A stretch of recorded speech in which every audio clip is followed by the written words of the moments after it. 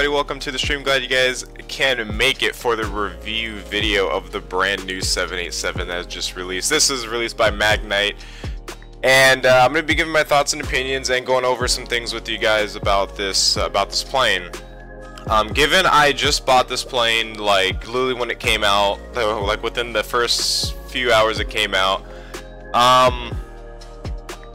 So this one is made by Magnite. It's not the one that's it's not the one made by VMAX on the Explain.org store, for those that are getting confused. This is a brand new 787 that was just released. It's $25, well, it's 23 euros on SimCatalog right now. The creator is working on getting it to get it on the Explain.org store. I think it's around $26 or $27 what I paid for it. So first things first, there are a lot of things to expect out of this plane. There's a ton not to expect out of this plane. It's brand new. There's a lot of elements missing. There's a lot of things missing, and that's what we're going to cover, and that's what I'm going to go over to make sure that you guys don't go into this plane thinking it's ready to take up in the skies and be able to handle everything you throw at it. So there's a lot of things that are being worked on. There's a lot of things that aren't finished yet. There's a lot of things that aren't even modeled yet in terms of small details. But as you guys can see, it is a very great looking aircraft. The outside model is absolutely amazing. I'd say a little better than the VMAX one, or the Heinz one, the one that's already out on the X-Plane store. That one was made back in X-Plane 8. I think it was X-Plane 8 or 9 model, and it was basically just transferred an update through 10 and 11. So this one's we expected a little bit more. This one just came out. The one who made it is actually aware of all the issues. He's aware of everything missing. Again, this is like an early beta. This is like a public beta basically, and the reason why I bought into it is because I'm actually fully behind Magnite in getting this thing up off the ground, and I wanted to support him financially to give us motivation there. But if you guys are not into these type of planes where they're like halfway built through, do not get this plane. This plane is not made for you. This plane is necessary. It's flyable, but it's not something that you could, again, take up in the sky and throw everything you can at it. It's not that type of plane. It's a little bit overpowered. I think Magnite's gonna fix that, because this plane just gets up and goes. Like it is fast. Like half throttle, and this thing is already like blasting off to like takeoff speed. But other than that, it's a very beautiful aircraft. I'm glad to have another 787 in development with the developer or developers that are looking forward to the future of upgrading this aircraft. But anyways, guys, hopefully everybody's doing well. Let's go and see who's here before we start getting everything started. Jaden, welcome to the stream. Glad you can make it. Hope you're doing well. ZBoogie90, welcome to the stream. Glad you make it. Hope you're doing well. Daffo, welcome to the stream. Extreme, welcome to the stream. I'm Stingy and it's mine. Welcome to the stream.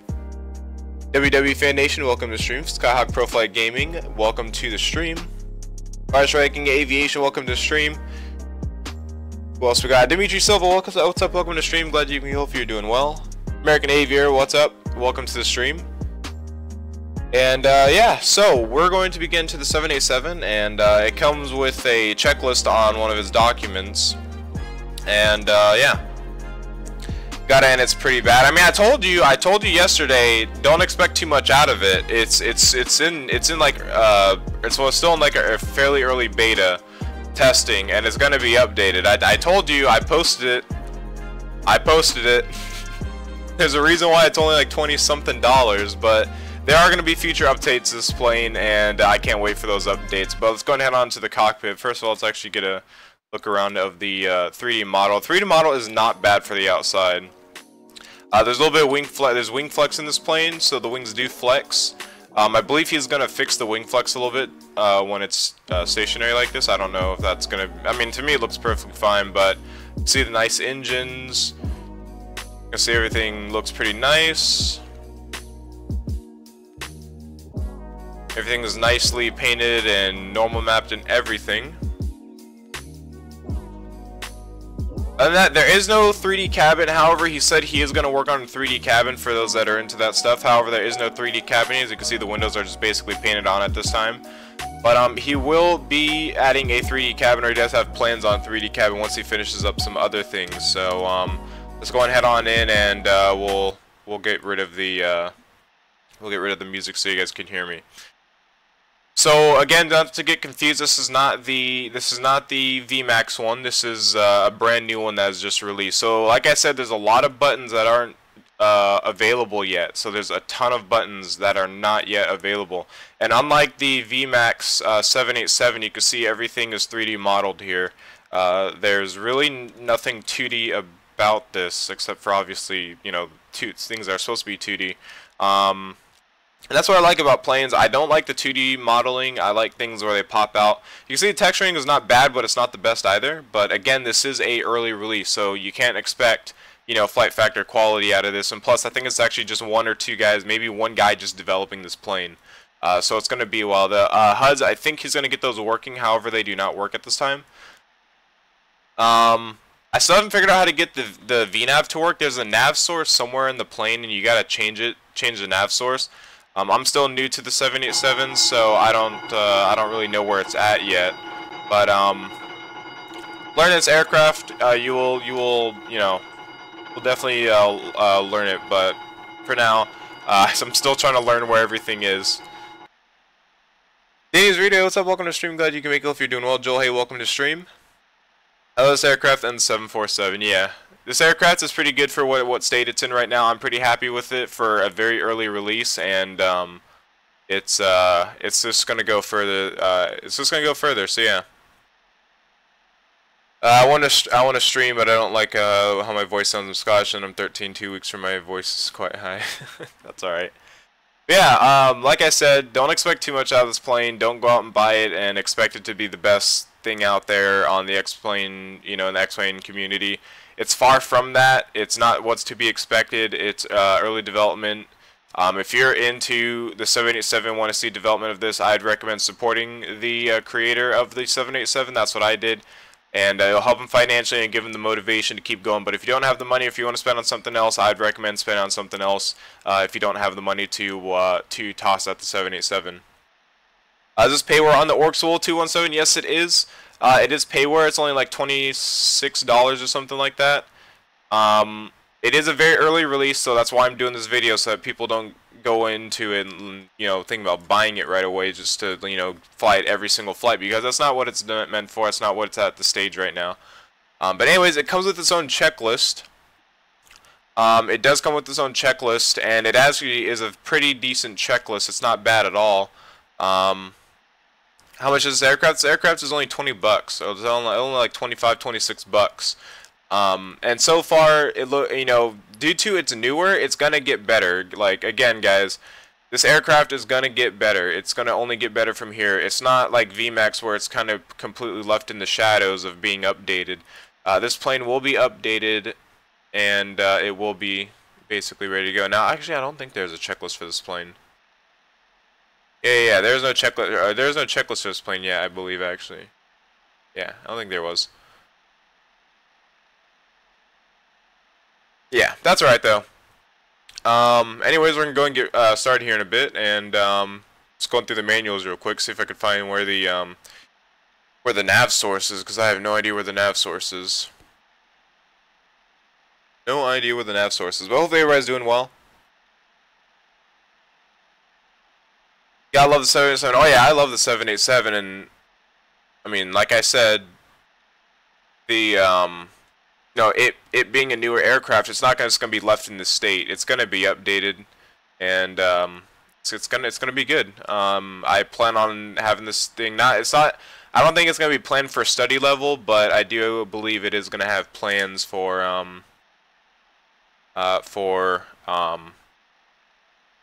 what's it called? For future, like, it's gonna be pretty well detailed. But anyways, we're gonna go and get everything started. So we're gonna go and get the battery on. This plane is pretty easy to start because a lot of these buttons are not interactable, and I'll show you guys. So if we get the battery on, you can see at the AP gens, you know, you click one side, they all come on. That's perfectly fine. You see that these are not, you know, some of these buttons are always set to normal, on, auto, or whatever. Like I said, there's a lot of these things that are not modeled. So the IRS buttons are actually modeled in, and I don't know why my mouse is not doing the little thumb or the little pointing to show me which ones are clickable, but that's alright. We also actually have 2 more aircraft to show off after this. 2 more aircraft I got, and we got an airport, so I'll be showing that off because you guys really want to see that. So the sounds are not that good either. I heard that there's some rumors of people trying to get the Fmod sounds or audio bird or whatever to make a sound mod for this whenever the time comes. So the sounds are very, very bad as well. Like, they're not the best. The engine sounds are custom, but the APU sounds you guys will hear here in a bit. So let's go down. Let's go up here. And this is that's how you change it. Okay, so you have to click the that's how you change it from nav mode. I just read it on the manual. I must have skipped it. So that's how you change it to FMC, and that's how you make it follow. So that we're actually going to have to do a flight here. We're going to do a flight from LAX to Phoenix, a short flight. So we're going to go and get the APU started. Like I said, the APU sounds are not going to be pretty. You guys probably can't hear it right now because I actually have the sounds turned down. I think the APU is powering up. Let's go and turn the sounds up real quick. So sounds are really quiet, but again, don't expect too much out of this plane. There's the APU sounds there. There's sounds there for the cockpit. Want a quality wing 787 for X-Plane? Yeah, but sorry, this is probably the closest we're gonna get at this point in stage. No, not sure if Quality Wings is gonna be planning on making the 787 for X-Plane or not. Haven't heard any news or anything about that. But I don't know how to start a 787, but I did start it successfully last time if I can remember how I did everything. So IRSs are basically all line free. You can turn those on and off. Those are modeled in. These buttons are not modeled in. The AC buses are modeled in though, as you can see.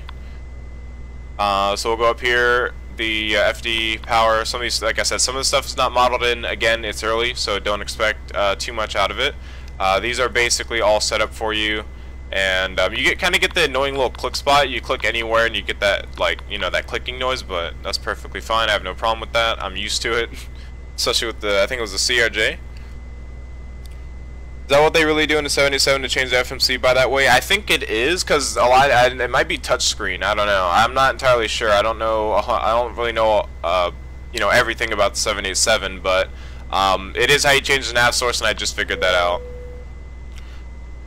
So yeah, the seatbelt, the passenger signs do work, seatbelt signs and everything. Overhead panel, dome lights, you could change these if you'd like. These lights work. Master bright, that doesn't seem to work.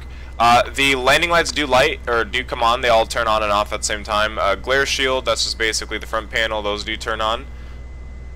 Going down here, these are always on. Basically, the lights here that you guys see are basically always on, and as at the moment, and you can't turn on. Here's the start switches. So basically, it's starting the engines and whatnot. We'll get into that in a bit. Jettison fuel. I don't think you can jettison fuel yet. You guys can see that everything is on and basically cross-feed, so you can turn these off, but I don't know about the jettison fuel. I don't think you could, you can't turn those on or anything, or use those. Balance is always on. You got your engines, you got anti-ice. Anti-ice does work, so there you go, for those of you that like to throw anti-ice on. So like I said, some buttons are not interactable. You can see the logo and nav lights are stuck on. The runway turn-off lights you cannot use, however you can use the beacon and nav. You can use the taxi sign, or the taxi lights. You can use the strobe lights. Right now, the runway turnoffs are basically on at all times. Again, these things will be modeled. These basic things will be modeled, and they will be updated. I believe, as stated by the creator himself. Equipment cooling, all the stuff, packs, all the stuff are gonna basically on for you automatically. Outflow valve, all the stuff. Basically good, and then basically that's actually it. And then you basically just come back up here to start your aircraft, and that's really it. And then of course start your generators. So we're gonna go ahead and get those running, and you can see that the plane has basically come to life now. There's a little scroll. There's scroll wheels here. I believe there is an option to click and drag, but I have the little. Yeah, there we go. It's not, the mouse isn't actually like this. It's actually like actual proper little wheel thing, or like a little circle. I might have to reload the aircraft to get it. And I might just do that because this airplane's pretty basic stuff. So let's go and reload the aircraft, and hopefully our sim doesn't crash. And I'm gonna get it because I don't like just seeing the mouse like that. What's the FMC like? It's just the default FMC, X-Plane FMC. I believe that the creator did say, a lot of people were recommending seeing if Zebo could do something. There we go. See, that's what we want. So yeah, you guys can see here that it actually does show, you know, where the clicking spots are and what's not clicking spots. So that's the reason. That's why I wanted to reset, because it's kind of difficult to figure out where that is. Well, 787, this is not the VMAX one or the Heinz one. This is the brand new one. The Magnite. Magnite just released this yesterday. Hold that for a few seconds there. We're gonna get the AP gens on. We're gonna go and throw everything on. Basically, we're not gonna do things properly. We're just gonna get everything on here and get things running. So it looks like, so yeah, I'll go over every button again to show you guys the clickable ones and the non-clickable ones. So again, panel overhead lights, make sure those are all on. Storm lights are always on. Landing lights are good. Those are good. Up here, down here, middle. We'll use those later, obviously. Those are engine starts. All these are going to remain on. Anti-ice is going to go off. We're going to get our nav light and logo lights on. We got our taxi lights. We got our strobe lights. There we go. We'll go up here, get everything here, make sure all this stuff, you know, what's clickable, what's not. And of course the wipers are clickable, so you guys could always use wipers if you guys are into wipers. And yeah, that's basically it. It's pretty easy to start at this point in time. And then here's basically a center here. So the FMC is down here. The FMC is the default FMC. Like I said, I do believe that they do have plans on getting this FMC programmed. You can pop it out if you like this better. This is all touchscreen. This is all working and whatnot. So if we go to the database here, if we go like enter in KLAX, we'll enter that in there. You can do that. You go back to index and go status, and go database. You know, everything basically that the default FMC can do. We'll set in our origin. We're gonna set in our arrival, our destination. We're gonna set our flight number. We're gonna put UAL 318. And this flight's gonna be very sloppily done. We of course are not flying on VATSIM or anything because this is a brand new plane. I mean, it does have squawk and everything, but I don't think it's capable yet of. Well, I don't know this plane well enough to be flying it on VATSIM yet. So. Still needs some work on some things, but other than that, a very good looking aircraft so far. So we're going to be on, God, I was flying this route yesterday. I can't remember what departure I was on though. I think I still have it pulled up actually on FlightAware. And that I do.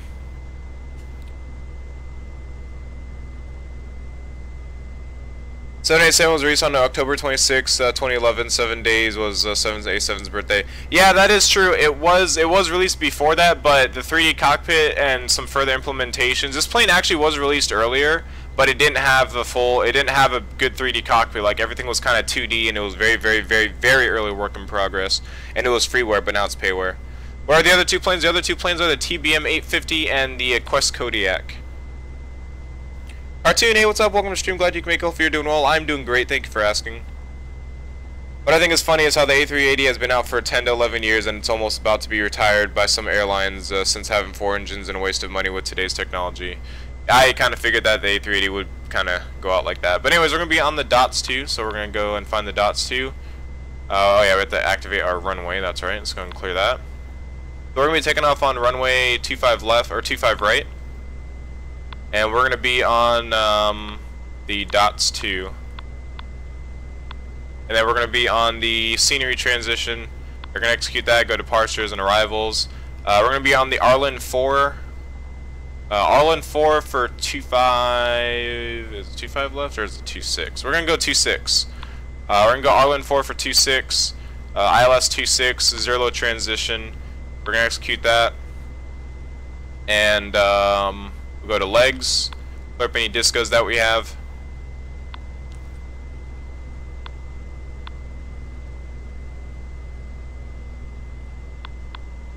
I think you just do this, right? Okay, yeah, so, okay. Don't really use too much of the default FMC, so I'm not 100% familiar with it. But, we got all that. Let's go to the climb. Good cruise. Let's go and set our cruise altitude of, let's go 310 for our cruise today. Or for this flight. And we'll go to legs and make sure it all gets entered in.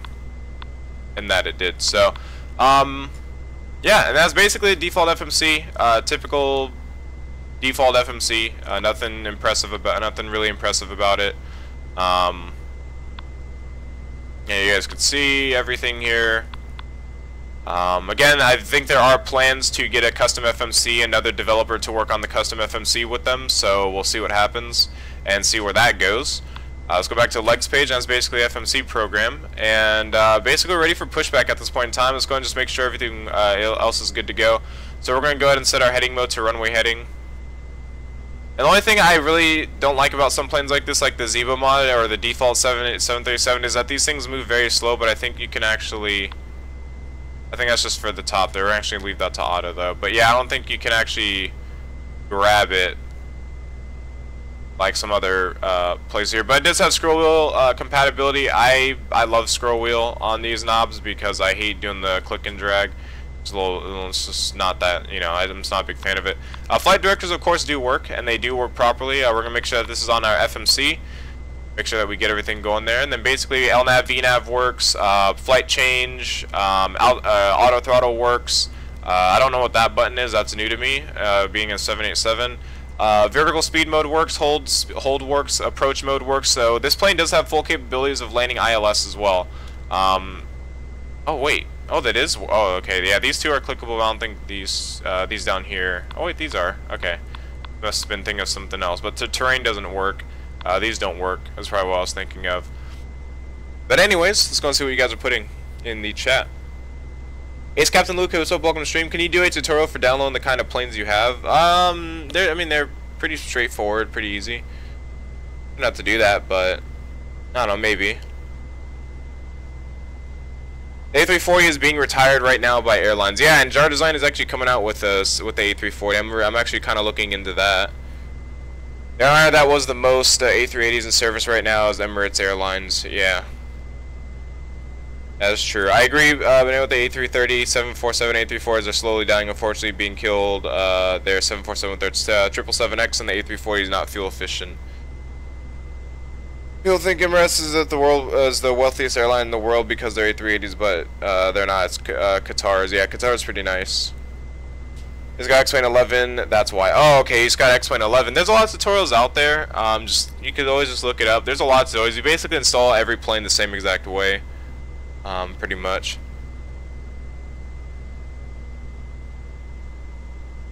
Alright, anyways, let's go ahead and continue on, getting this thing ready to go. I'm pretty sure you guys want to see this thing up in the air. So the EFB also over here does not work. I put it in Discord yesterday that the EFB and some other functions do not work.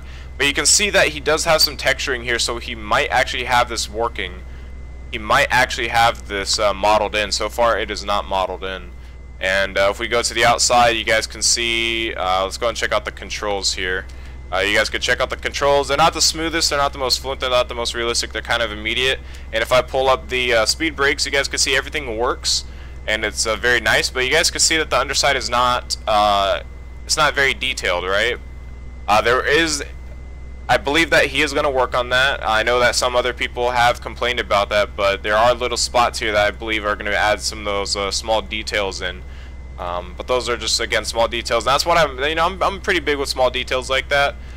So that I'm looking forward to details like that and to the update.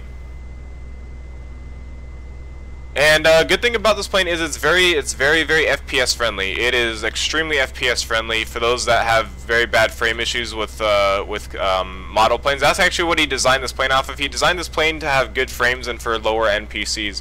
That doesn't explain why a lot of these buttons are missing. But yeah, like I said, I do believe he's going to be adding updates for this aircraft as to that. Anyways, we're going to go ahead and get started. You can also click on the screen here to go to plan mode. You can go to map mode. The menu doesn't work here yet. Flight director. Autopilot disengage does not work. It is in the down position. The way you just disengage is just click and turn on, turn off the autopilot button. I'm not sure if that's going to be modeled though. I'm pretty sure it is. Other than that, better pushback does work for this plane. So if we get better pushback and go pre-plan, better pushback is functional for this plane. So if we just hit enter there. Cockpit, plan acknowledged. Call me through the menu when you are ready. What is the download size for this aircraft? I actually have no idea. I can't remember. I don't think it's too large. Yeah, so that shouldn't be all that large. Ground to cockpit. Tow is driving up. You know when the 340's coming out? I have no idea. All I know is that JoshFastnacht is working on it. Everybody's saying, and I think there's actually a post maybe that JoshFastnacht made that's saying that they're working on the A340. But I think it's funny that these aircraft developers for flight sims always create the high quality aircraft when the aircrafts are retired. Like PMDG came out, 747 was being retired. It's pretty cool though. I mean, people still have love for the planes. They'll still fly it. But yeah, I know what you mean. Can you put the HUD down? Not yet. I believe. Again, I don't know if he has this modeled. I didn't see anything about the HUD that he's gonna model. But yeah, you can't do anything with the HUD yet. Closed, ready to connect. So it's basically just up there for designs. Even if the 747 got retired, I would still fly it. The 747 is one of the most beautiful and graceful planes in the sky, and its history is amazing too. Oh yeah, for sure.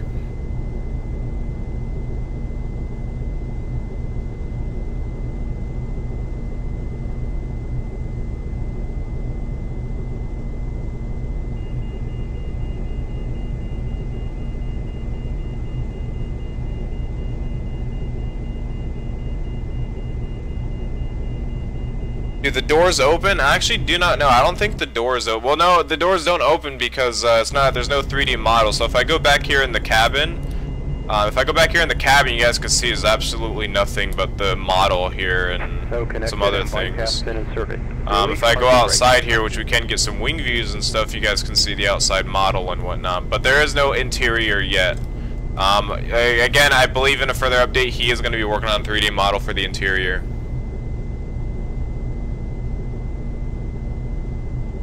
Alright, let's go outside, and we're basically good to go, I think. I wasn't really listening, I was kind of reading the chat and concentrating on the plane. But anyways, let's basically get ready for pushback and we'll start the engines. So the engine's basically auto start. Right as soon as I flip the switch, basically the switch automatically turns on. I can't remember what I did, but I remember last time our plane didn't start, but I mean it was easy to get it back up and running to start. It's going to release park brake. Starting pushback, and you may start engine. Alright, so the way you start engine is just kind of hold it for like about maybe 3-4 seconds or so. I like to hold a little bit longer. I don't know exactly what the time limit is on holding it. And I'll go and release it now, and then we can basically see that our engine is starting up. And our first engine is coming alive.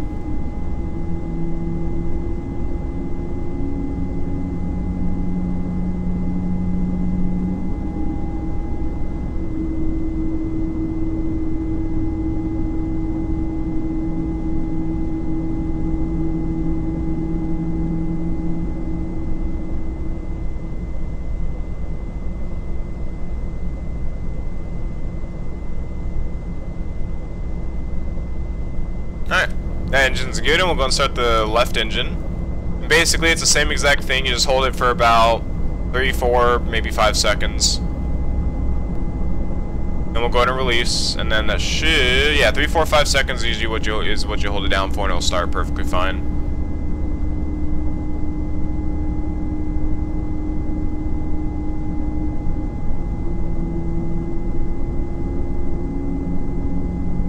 And we'll go and set the flaps here. I think we'll set for 15. The 15?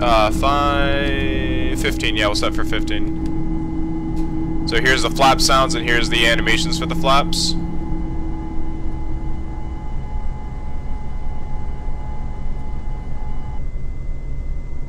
Not bad. And then you still see the animations of the I think that's called a flapper on, if I'm correct. So, pretty nice. These look like they're struggling, let me off. Alright, so we have our flight plan. Basically, we're just going to be doing a pretty quick flight over to Phoenix. And our flight directors are on. We got our nav source set to FMC. We got our heading mode set. And basically ready to go. Operation complete. Set parking brake. Disconnecting tow. Stand by.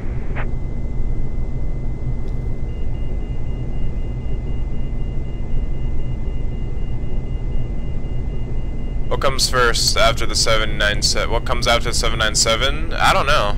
Maybe something new. The 818. I don't know.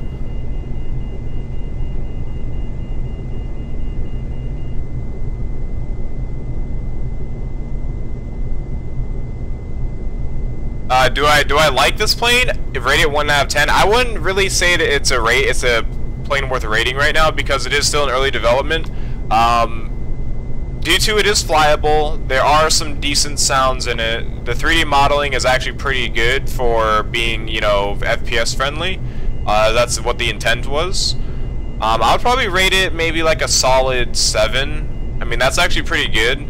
But once it goes up, once the developer starts working on some of the buttons and functions that, you know, are working again, this plane will be like an easy maybe 8, 9, probably maybe even a 10 at the most for the 787 side. For just the top, you know, for a rating out of all the aircraft that I have and all the aircraft that's out, I'd probably still keep it around a 7, even with all the functions, just due to the texturing. I know the flight model I think is going to be changed. A lot of people are commenting on that. I think the developer may be looking into that. I can't really say too sure for him. It's going to release spark brake, and this plane does take a little bit of power to get going, but once you get on the runway and actually full power this thing, it takes off like a champ. It is, and this thing climbs. Like you guys thought the 757 climbs like crazy. This plane climbs absolutely. Like this plane climbs better, like 50 times better than the 757. So some flight model dynamics need to be changed, but for the most part, like I said, it flies, it gets up in the air, it goes where it needs to go, it goes to its, you know, follows the route. You know, the buttons that you have right now is basically all that you need to fly this plane. And will I be flying this in the stream? It may be, you know, probably most likely. If you guys would like to see it some more in streams, I could definitely do that. And if you guys would like, maybe even on VATSIM if once I get used to the plane. But it's super easy to start, super easy to get up and running. And yeah, we'll go and we'll see it up in the sky here in a bit. So sorry, I see the chat going crazy, guys. I'm just trying to do stuff right now on my second monitor. So sorry if I'm not getting, you know, answering you guys' questions right away, but I'm just trying to make sure that everything is good and make sure that we're getting everything. And this plane does come with a custom paint kit. Guarantee you guys I'm going to make liveries for this plane. I'm going to be making a lot. I was actually working on some last night, just messing around with the paint kit. It's actually a very well done paint kit. It's very nice and layered. Everything's kind of separated from each other. It's super nice, especially coming from a painter's perspective. It's extremely nice. Let me go ahead and get up. Let me go and get something pulled up here.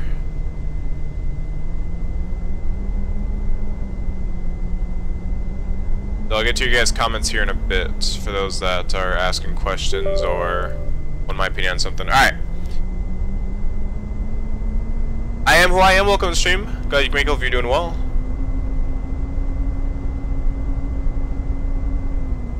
Is this a new 787? Yes, this is Magnite 787.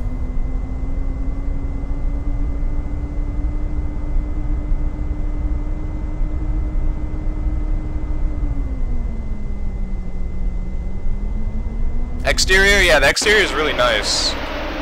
Exterior sounds are pretty good.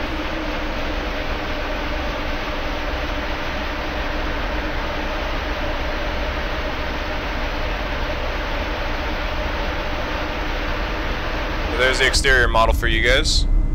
Can we see the FMC? The FMC is basically just the default FMC, the default Explain 11 FMC, just changed up a little bit. You can also just pop out the default FMC, but it is usable. As you can see, you can go through all the phases and whatnot. It's the default FMC.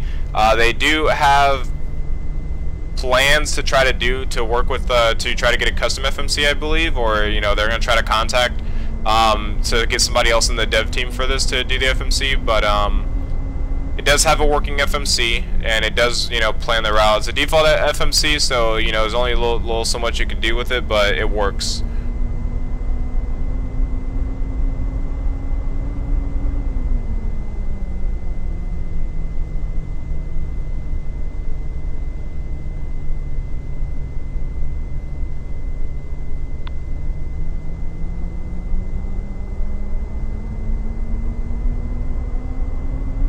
this one on the org, not yet. He is working on trying to get it working for the org store though. However, you can right now you can buy it on Sim Catalog for $27 or so. What's your favorite plane, guys? Like in real life, the 787 is my favorite commercial plane. In Sim here, I'd say it's the IXEG or the Flight Factor 757 are my favorites.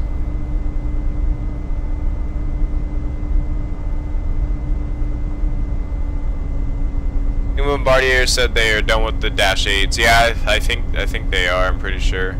I love the Dash 8 though. It's a really fun plane to fly, and I can't wait. Hopefully, FlyJ Sim or Flying Jackal works on the V2 version for that, because that would be pretty awesome. The Dash 8 is good. Yeah, I love the Dash 8. It's a fun plane to fly.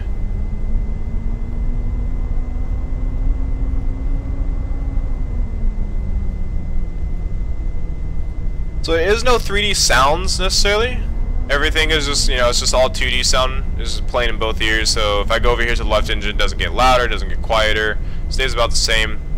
For those that are wondering. And you guys would have been able to hear it too if you guys had either some really good surround sound or actually, you know, some of you that are wearing headsets. So another issue that I also noticed is that you cannot arm the speed brake. The speed brake cannot be armed. As you can see, it actually just deploys. So I think that's one thing he's going to work on. So the speed brake cannot be armed. So you have to arm it, or you have to basically deploy it yourselves when you land. And that's another thing to keep in mind. He does have auto brake, so we'll go and set auto brake. We'll go and shut the APU off.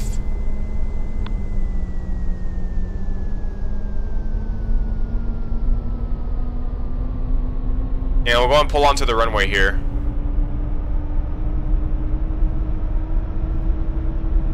Alright, so we have our flaps set. Our V speeds are going to be our V speeds. We're just going to kind of roughly guess. And also another thing is also, if you also see down here, looks like the arrow just points in the same direction all the time. So there's still some things being worked on the displays here. Approaching 25 right. So yeah, but I think it does tell you the correct winds. It just, the arrow does not point the right way. And that's just something that we kind of have to deal with. But like I said, this is early work in progress. Don't feel like you guys need to expect, you know, to have a marathon of features in this plane. It is very early work in progress. And the reason why I bought it was to support the developer and make sure we keep keep his motivation on the plane. You know, because if if a developer's not making cells, he's basically wasting his time, right? And I wanted to support him financially instead of just, like, you know, commenting good job, can't wait to buy it. You know, I actually wanted to buy it myself and actually support him financially, but that's why I'm doing this video for you guys, see if you guys want to buy it or not. And yeah, we're going to set auto throttle on. I don't think there's a toga mode on this plane, however you guys can see it just powers forward. But look how, like, this plane gets up and goes. Like, it really does get up and go. Like, watch how fast this thing just takes off. Like, it's going, like, look how fast it's accelerating. It's absolutely amazing. I think it needs to be changed, but the wing flex is there as well. You guys can see the wing flex already happening.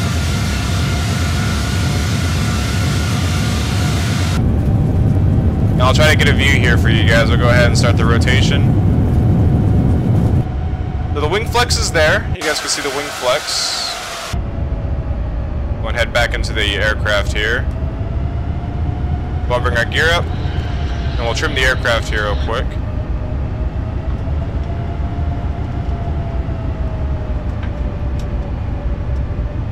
So yeah, this plane has a lot of get up and go. There's the wing flex there. For those that like to see the wing flex of a 787. And basically, we're gonna try out the LNAV and VNAV. So it looks like LNAV and VNAV is working. We're gonna go and get the autopilot on. And you can see that the VNAV is a little bit finicky. You know, the plane really does kind of jerk around a bit, but that's alright. I'm gonna get our flaps up. Hopefully don't go flap over speed. Yep, there we go. So this plane is not the best. It does have some issues with its autopilot. You have to be careful with the autopilot because it will do that. Like I said, the flight dynamics of this plane are not very good right now. They do need to be worked on. And I think there's plans for that.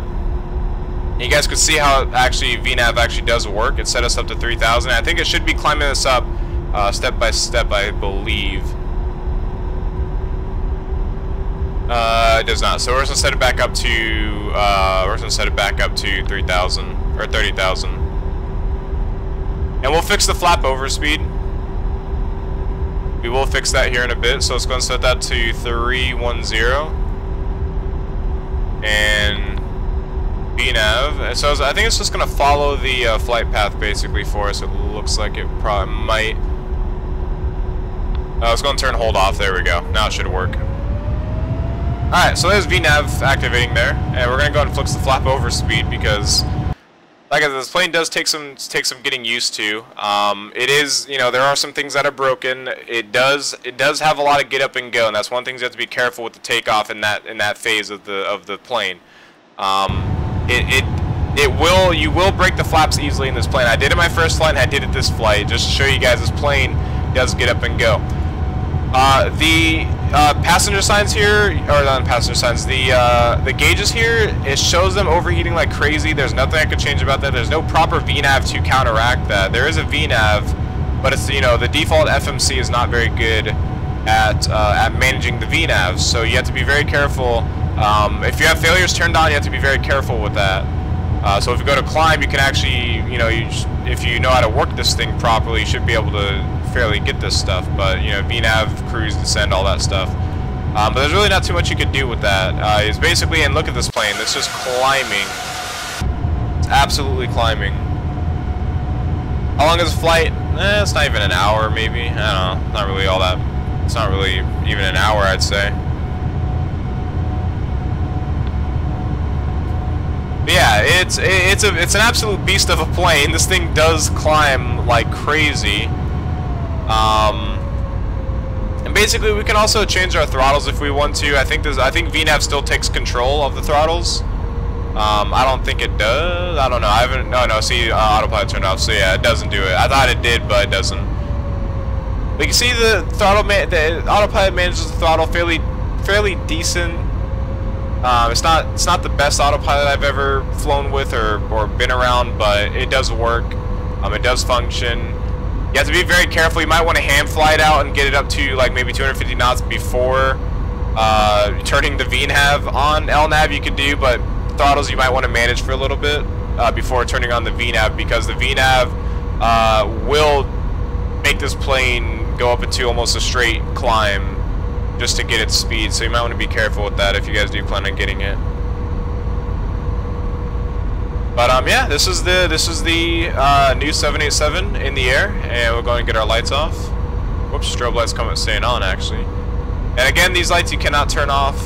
So again, some of the functions on here are not, you know, they're not clickable. Again, this is what happens when you get an early release, but as to be expected. We're gonna go and turn the exterior sounds down a little bit here. And then here's the plane in the air, basically. Want to see you land this puppy so bad. Oh yeah, I've actually never landed this plane yet. I just did the takeoff departure just to get a feel for the aircraft last night, and then I basically tried out the other planes, and I went to bed. Or I played a little bit of Siege and then went to bed, actually. Yeah, once you get up to a normal speed, once you get up to like the cruise speed or the climbing speed, it's a pretty smooth plane. It will climb pretty smooth after that. You guys could see. Let's see if Holtz is going to be at. There's no altitude restriction, but you guys can see how smooth it's climbing. So it's basically following the VNav path. VNav path is not too bad. It actually does pretty good. Just again, it's a lot of managing. You have to manage this plane more than probably what you should have to. But again, early release. It's to be expected. I'll go through the features. I'll go through the list of what Magnite has posted on his post as well, and what others have posted. So let me go and pull up the forum. Let's go and see what the. Let's go and see what the. Look at the wing flex. That wing flex is amazing. So yeah, the turbulence effect, which is basically the same in every plane, it's actually not bad. It looks pretty good. I'll check Discord PMs in a bit.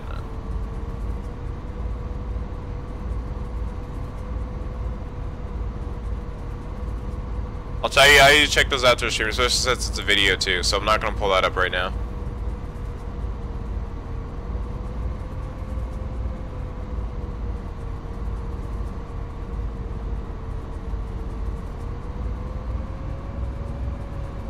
The autopilot handles the winds pretty well. I mean, Magnite did say the autopilot does work. It's fully functioning and whatnot, so that's right. So we're going to go and read some of the posts by some other people who bought the plane. So a few things that people have issued or have been to issues or seen issues. This guy has a whole list here, so let's see here.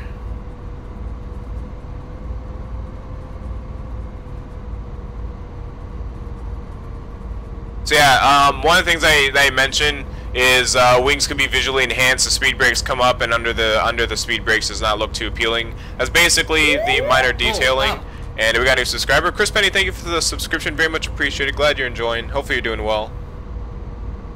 And so yeah, I'm pretty sure he's gonna do some smaller details later. Hopefully he does, because I'm all about small details like that. But hopefully he kind of saves that for last, because I'd much rather him work on what's available, what needs to be done in 3D Cockpit and visually enhanced in 3D Cockpit, and some more modeling in terms of like more serious systems and whatnot.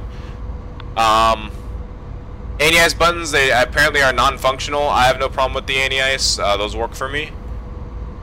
Window heat left and right buttons are non-functional. They are functional for me.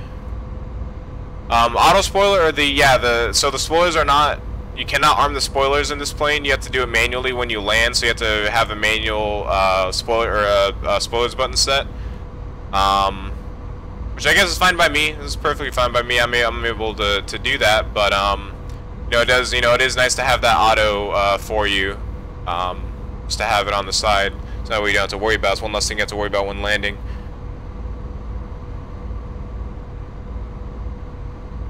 That just scared me again. Doesn't scare me, but it definitely got me here. What else? Runway turnoff lights are non-functional. We already went over that. The runway turnoff lights are not functional. They are basically always on. No terrain radar. There is no terrain radar. However, I am not too worried about that. I don't really use terrain radar anyways, except for when I'm going to like maybe Innsbruck or something along the lines of that. Pushback is available. He know that he does not have his better pushback plugin did not work. You had to make sure you had to the latest update of better pushback. The HUD is not active, as I also went over. The HUD is not active, and again, a bunch of buttons up here on the overhead panel is not usable. Autoland is available in this plane. For those of you that like to use Autoland, it is available in this plane. However, it seems like there is a few quirks with it, but it seems like it's functional. I don't use Autoland. I just use ILS to align me in bad conditions or on, if I'm working with ATC, but we will be testing out the ILS functions. The aircraft is pretty overpowered. That is one thing. The aircraft is pretty overpowered. Something to get used to. Something that probably is going to be changed. What else?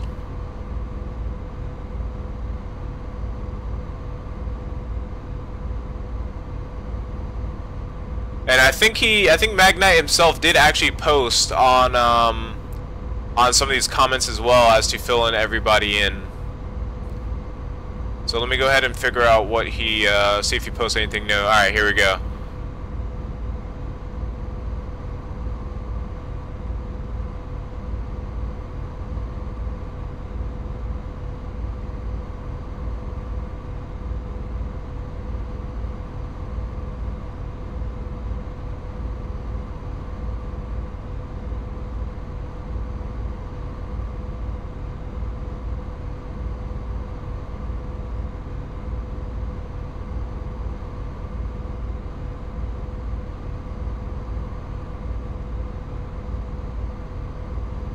So yeah, the developer is finding bugs at this moment. He posted, well, not just posted, he posted 6 hours ago that he did just find, he is finding bugs himself, and I'm assuming that he is going to be getting to fixing them.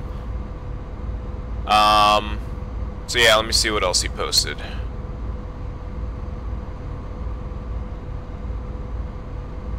Some people are even asking for, like, comparisons between the VMAX one and then this one. So yeah, these things will be fixed. There will be more details added in. Again, don't buy this aircraft or don't get this aircraft thinking that it's the best aircraft ever.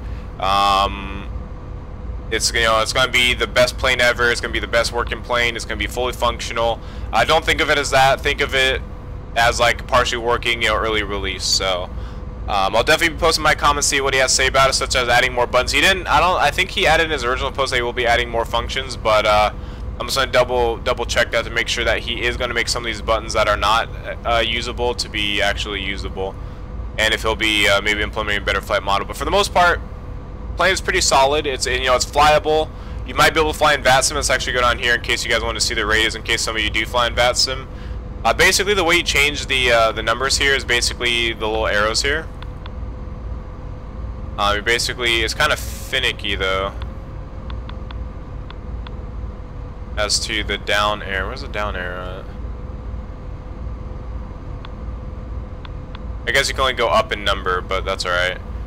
So yeah, you could, can't really do any of these, I believe. No, it doesn't seem like it.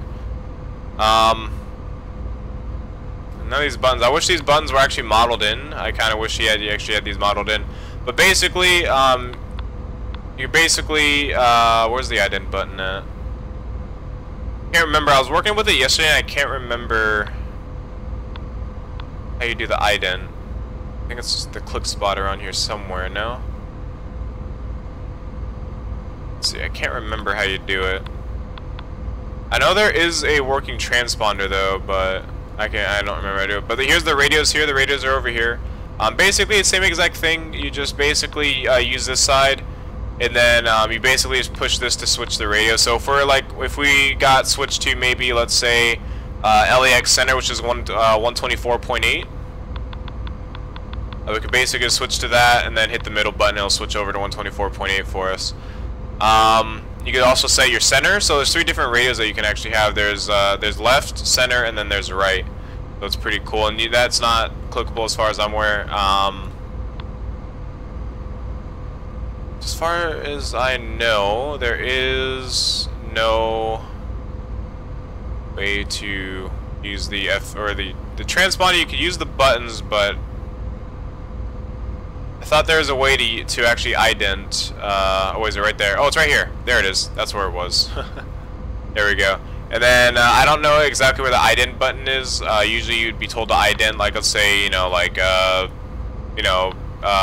United 318 squawk ident or something like that. I don't know if you just push this button or something, because you can't push that button unless you have to look at it from an angle, maybe. Doesn't seem like it, but I don't know exactly how that works. 100%, but yeah. Polygon, hey, what's up? Welcome to the stream. Glad you make love. You're doing well. It's been a very long time since I've seen you. I'm doing well. Hopefully you're doing well.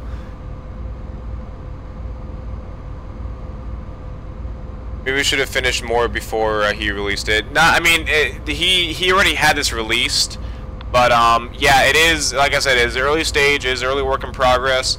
You know, basically put in the $20 odd dollars to you know, keep his motivation keyed in towards it. Make sure it keeps the motivation for us. Really, my #1 key. And the one thing I see out of him is hopefully he keeps the motivation. He does have, you know, he does have real life. Obviously, he's not this isn't like his full-time job or anything. He does have work. He was talking about how he had to work between work, I think his wife, and, you know, working on this plane. So he is a pretty busy guy. He's been working on this for quite some time, and I hope he gets a full dev team for this. Like, hopefully people actually join him on a dev team with this, because that would be even better. I mean, updates would come out faster, better details. That way he doesn't have to work on everything himself. It would be absolutely amazing if some people with some developing knowledge can actually help this guy out, because X-Plane is in serious need of a 787. We're lacking in planes like that, like the 787. We have the 777, but honestly, look at the 777. It's not necessarily the best plane out there. It does have a lot of bugs and issues, and yeah.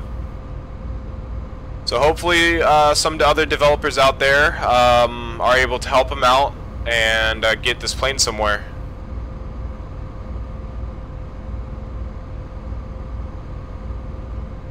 Welcome back, Banana. Many buttons don't work. Yeah, a lot of buttons don't work. There is a ton of buttons that do not work and not functional. But like I said, hopefully in the future he will be adding functional animations and whatnot to these buttons.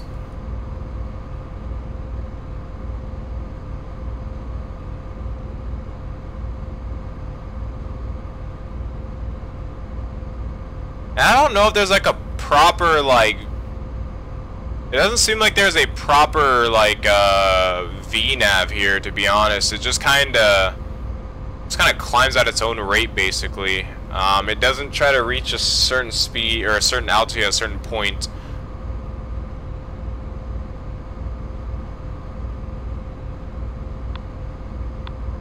And let's go and zoom out here. And the only thing is that there's also no there's no like a typical Boeing like line that shows. I don't actually know if like Airbus or not Airbus. So the 787 even has. I'm pretty sure it does.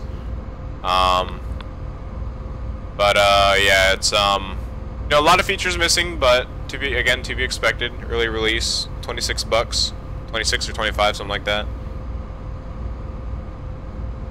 Flying Atlanta to SCQM. I have no idea what SCQM is. 737-800 Zebo. Nice.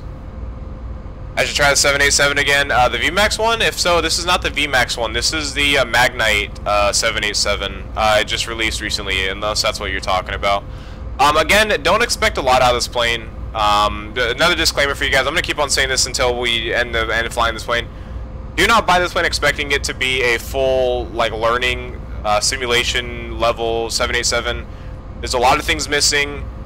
As I stated, it's going to be a very early release. There's a lot of things missing. There's a lot of things that don't function properly. There's a lot of things that you have to do manually. There are going to be these issues, so we gotta make sure that you just kind of stick with, you know, stick through everything and make sure that you, you guys, you know, just have the best support for this guy. Because if if people are putting this guy down, he's gonna lose motivation, or he's gonna lose motivation into it, and it's just not gonna be good. It's gonna be bad for both the X-Plane community and, you know, himself, because he did put a lot of work and time into this plane. I think he's a single developer. I do believe he may have gotten some help along the way, but as far as everything else goes, he's basically a single developer. Yeah, I mean, I hope to get as many updates as we can from him. Leaving to go to my soccer match in 30 minutes, but I want to say, I want to see you land this baby girl. Yeah, we're probably not going to be laying for a while. Our ground speed is kind of lacking right now, but, yeah. So, like I said, I think the arrow basically stays the same exact direction. I'm not entirely sure what that. Somebody did state that the arrow stays pointing the same direction, but the winds and whatnot, they do work, because the arrow does not function properly as of yet.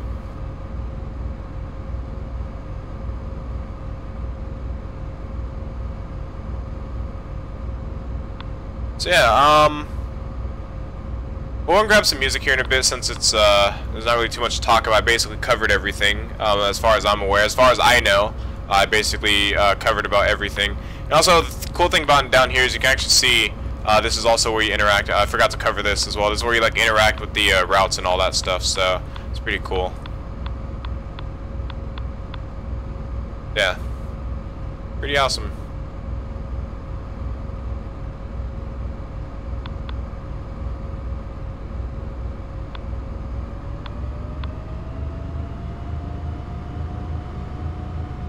So I think it's better to climb with flight change, or FLCH, whatever that is. I think that's flight change, right? I don't know. It's better to probably fly with flight change, as that keeps your speed. VNav seems to be a bit quirky, so if I were you guys, I would get used to using the flight level change or whatever, rather than using just VNav right off the bat like I usually do with like the other planes. But you see, it climbs pretty nice. It's pretty steep in climb, but you know, it's like a typical climb right now. Look at that wing flux though.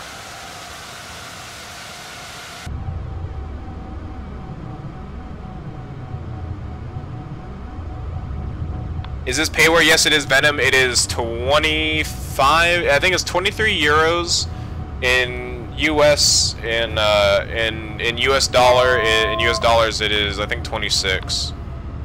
I think, or 25. 25 or 26. I can't remember. And there we go, Rider Cruise. So if I were you guys, I'd recommend the flight change and use VNav when you're at your cruise altitude. That's probably gonna be your best bet. If you go to cruise altitude, you can also change your speed there. Obviously, it's going to activate it. Up. And we got a new subscriber, Edgar Lorenzo. Hopefully I said your name right. Probably not, but thank you for the subscription. Very much appreciated.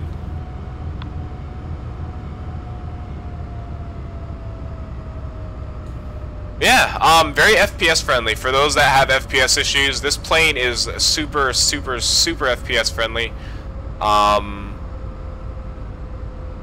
It's quite nice actually to have some really good FPS, but you know, then again, if you want good FPS, you're suffering. You're losing the quality of like the cockpit and whatnot of the aircraft. So that's perfectly fine with me. This cockpit's not bad. You know, it's not the best out there, but it's not bad either. This is one of the things that you get when you're when you get a plane of this price and then this early of a release.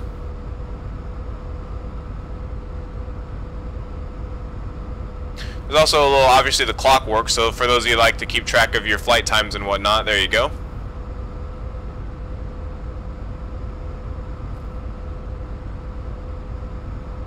€23 is $24.95 in US dollar. Alright, cool. Thank you for that, Polygon. So yeah, we're now at our cruise altitude, or our cruise of Mach 0.8. And you can see our ground speed. I think we have a straight headwind, if I'm correct. I don't know. I can't tell because the arrow doesn't move, but we might be having a straight headwind right now. I do believe. Let me check. The winds are 241 at 19, so I think we may be in a headwind. I can't remember how the winds work. At least the display there. The other thing is, since this does use the default FMC, there is no top of descent that's listed as far as I'm aware. Yeah, I don't think there's a top of descent listed. So you guys are gonna have to be careful, and I'll have some charts with you guys. Yeah, you guys are gonna have to have some charts with you guys to make sure that your descent is gonna go well, because I don't know if that's top of descent right there. That might be a top of descent mark right there, actually. That might be the top of descent. I'm not sure. Yeah, it looks like it is. Yeah, so it does have a top of descent mark. Right there, so it's actually pretty good. It doesn't say like TD or anything like that, like a normal, like other planes usually would, but there's a top of descent mark on here, which is actually pretty good. I actually never noticed that. But then again, I never made it this far in a flight before, so yeah.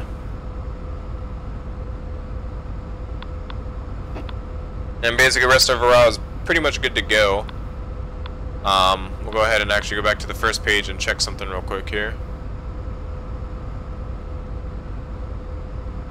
Well, there's scenery. It doesn't show. I think is that our plane right there? That's showing right there. I don't know. I can't tell. But yeah. Not bad. Not bad. We're gonna get some shots for you guys here. We're gonna get some music going as well.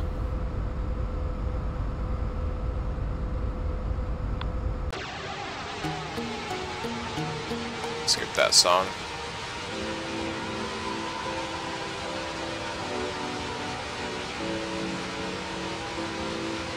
So yeah, will I be flying this plane more in the future? Absolutely, absolutely will. There is a lack of details. There is a lack of, you know, things happening on this plane. But for the most part, it's flyable, it's doable. You're gonna have to kind of change your method, like the way I fly planes. I'm gonna have to fly this plane completely different from the way I fly other planes. So it's just something to get used to. It's a new plane, gotta get used to it.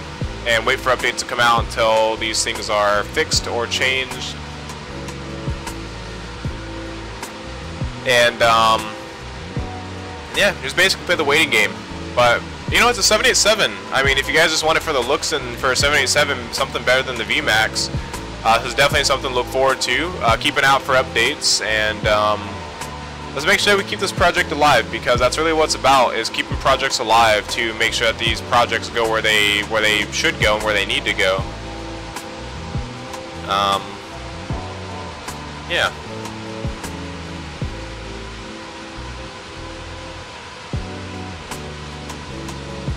You know what's funny? They said you need at least 16 gigabytes of RAM. 16 gigabytes of RAM for what? This plane? Nah, you don't need 16 gigabytes of RAM for this plane. That's what that's what they're talking about.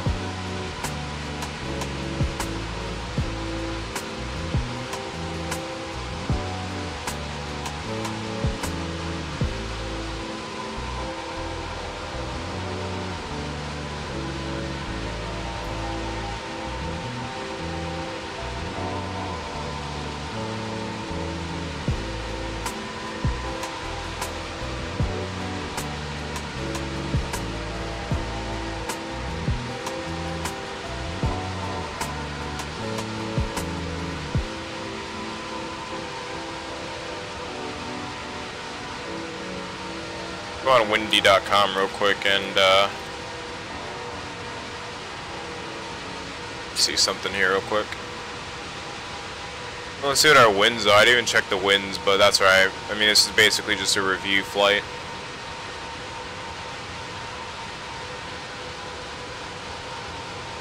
I know, the winds are actually going with us, so I don't know if this plane is just like really slow or the ground speed is not correct. This is probably our altitude, I have no idea. Let's see what our speed is real quick.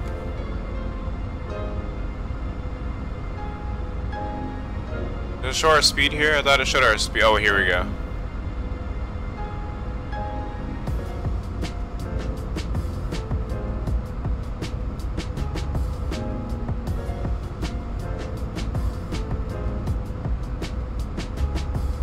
Wait, we're not. Are we seriously going 500 knots? No way. The ground speed doesn't seem like it's right.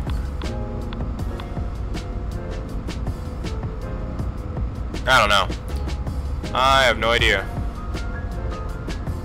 I kinda wish we had VATSIM just to kind of like look at what our speed was and whatnot, because VATSIM will tell you the speed. But actually, you know what? Let's see here. Let's go and open up the overlay and let's open up our speed overlay. We'll try that real quick. See what that's registering our speed. See if this is correct. See if the ground speed is correct.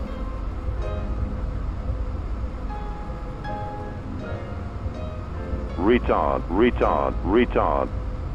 Derek Cunningham with the $25. Thank you very much for the donation, man. Big donation for Derek there. $25. Derek Cunningham, man, you have taken the premium spot, I do believe. I think our highest donation was 25 bucks.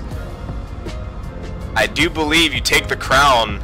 Yes, you do. Derek Cunningham takes the crown for the premium passenger spot. Welcome to the premium passenger spot there, man. Welcome, welcome.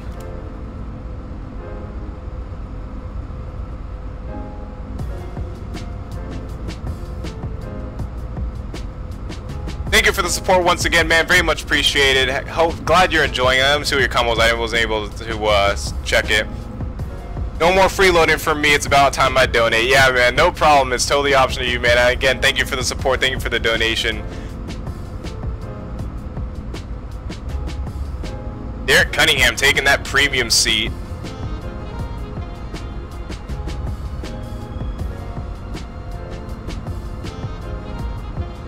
No more freeloading from me. The wing flex, yeah, the wing flex is, you know, it's just the wing, it's just the flex points. But other than that, I like the wing flex. I mean, it's you know, it's a little bit quirky, but if you look at every other plane, they're all like that. All the planes have that wing flex like that. They all have those little points if you look closely. But yeah, if you look at it from here, it's like you could definitely see it. Great vids, keep up the great work, man. Very much appreciated again. Glad that you're enjoying. Alright, let's go and see where we're at actually before we start doing that. Alright, let me, is my speed, ground speed is 500 knots. Okay, so yeah, this ground speed is incorrect, guys. So the ground speed here is completely incorrect. That's what we need to keep note of. And I will mark that. I will message the creator about that the ground speed is incorrect. And I'm probably gonna send this video to him too, just to show him some, if we run into any bugs or anything like that, that are out of the ordinary.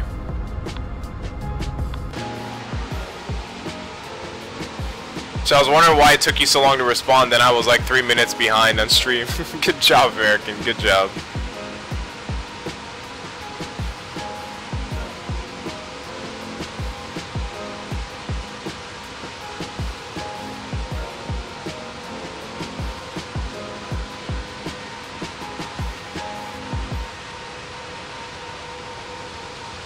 Alright, you are all, alright. The description is all updated.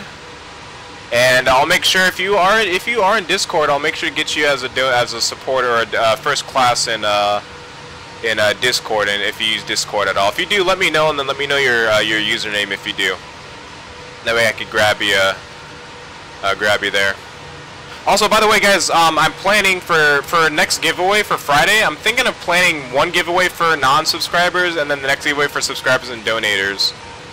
I don't know what you guys think about that, but I think it would be great because I think I'm going to give like the donators and subscribers and super chat and so on and sponsors a bit more, because you know they spend their money basically on, you know, like donators. They give basically me money for the stream and you know, providing these type of videos for them. So, you know, they get a little bit, you know, not saying anything different from people that can't donate, because you obviously, you know, there's drawn long crowd, but that doesn't mean that there's going to be no more giveaways for younger, or for the smaller crowd or the non-donating crowd. It's just that, you know, these people put in so much money, or, you know, money to different streamers and YouTubers and things and whatnot, that, you know, you kind of got to give back a little bit more for them giving you the extra few dollars out of their pocket. So I'm thinking about doing that. I've always had it on my mind about doing having donators have like a higher chance in having a higher chance, or having more entries, I guess, not auctions but giveaways. So donators will probably get 1 or 2 extra more entries into giveaways, but everybody will still have a very fair amount of chance of getting the giveaways and whatnot. Of course, that's not going to be every single giveaway. Every single giveaway is not going to be. It's not going to, you know, be like donators have a, you know, 100% chance of getting it. It's only going to be during certain giveaways. So if that makes sense. Times 50. Times 50%. Yeah. Absolutely no. But having like maybe sponsors and donators only giveaways, and then having like you know, everybody giveaways, and then so on and so forth down the line. But it's just something to give back to the donators, because like I said, they spend their hard-earned cash that they earn in life and over time and whatnot. They, you know, out of their own pockets to give away. So I forgot to cover that in like 2 streams ago, because I was actually going to do that 2 streams ago for this upcoming giveaway. I was going to test some new features for the new giveaway, and I wanted to see if it would work. So that's basically why I'm covering that now. I was supposed to cover it 2 streams ago when I announced the giveaway this upcoming Friday. So, which is tomorrow, by the way. So if you guys are going to be here, I'm giving two $50 gift certificate giveaways for the X-Plane store tomorrow. The time of the giveaway, or the time of the stream, I'm going to try to get it early, around the same time as here, but maybe 1 o'clock my time, 12 o'clock my time, 1 o'clock Pacific, 2 o'clock Mountain, 3 o'clock Central, 4 o'clock Eastern. So that's basically, yeah, that's basically that. Yeah, tomorrow's Friday. Did you not know tomorrow was Friday?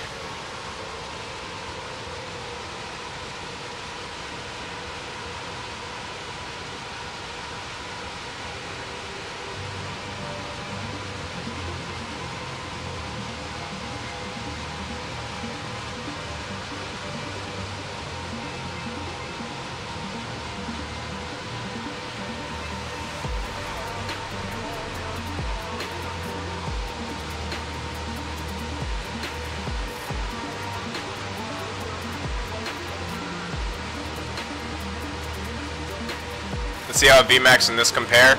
So far, I'd probably take this one over VMAX. VMAX is not going to be updated anymore, as far as I'm aware. They might, now that they have a little bit of competition. But as far as VMAX looks, or not VMAX, it's basically Heinz, not VMAX. I guess VMAX was the publisher, I guess. But I don't think I think they're done with that plane, to be honest. I think the only update was really, really, really necessary to keep it alive. But other than that, I don't think it's going to be. I don't think it's going to be out for too much longer, to be honest. If this plane's going to get updates like frequently, then the VMAX one is not going to be not going to go too well. Dude, the week went by so fast. Yeah, the week did go by fast. If I happen to win a prize, please pay it forward to someone else. I'm happy to pass it along to someone else, unless it's a Porsche. Then screw everyone, and I'll take it. Very thoughtful of you, Derek, but yeah, we'll see.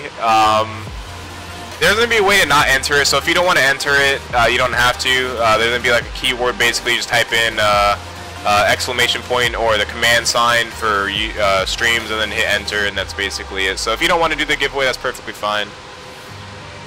That is perfectly fine.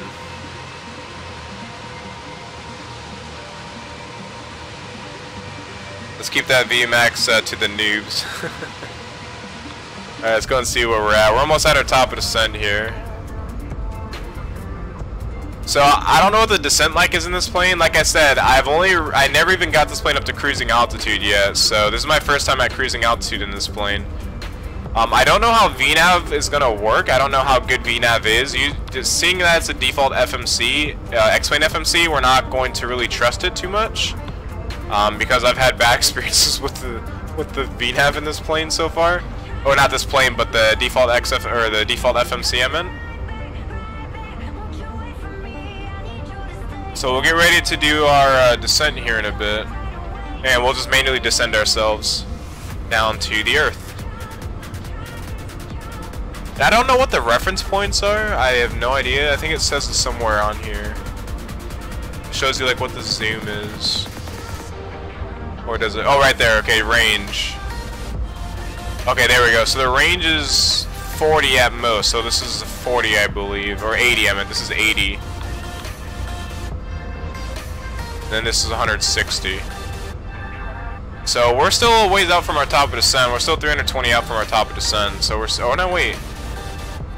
Is that in miles? I don't know. That doesn't look right. Alright, that's alright. We'll just go ahead and start descent here. Is that 260? Yeah, 268. So let's go and start descending. Scroll wheel is a little bit slow, but you can always use the this function here.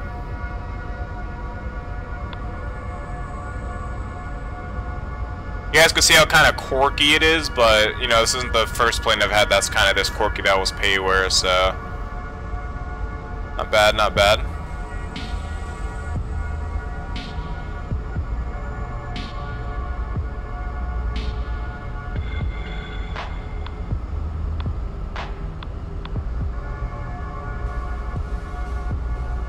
Start slowing down to 280.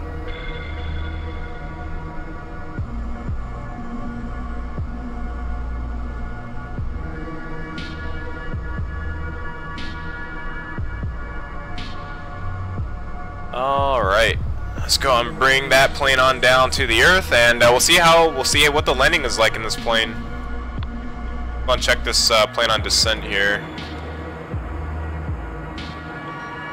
I must say though, the 3D modeling of this plane is absolutely beautiful. I must say, the outside 3D modeling of this plane is a job well done by the creator.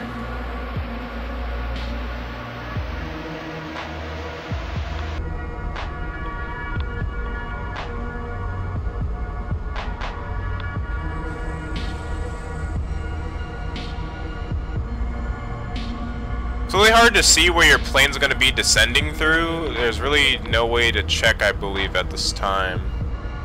Yeah, so there's no like bar or anything that shows you where the descent is going to be ending, which is kind of hard to tell. And that's kind of the only problem I really have, because I like that function in planes. It's just much easier to just tell where you're going, but I don't think it's on this plane. I don't know if there's going to be a function available for it. I'm pretty sure there might be, but I guess we'll have to figure that out.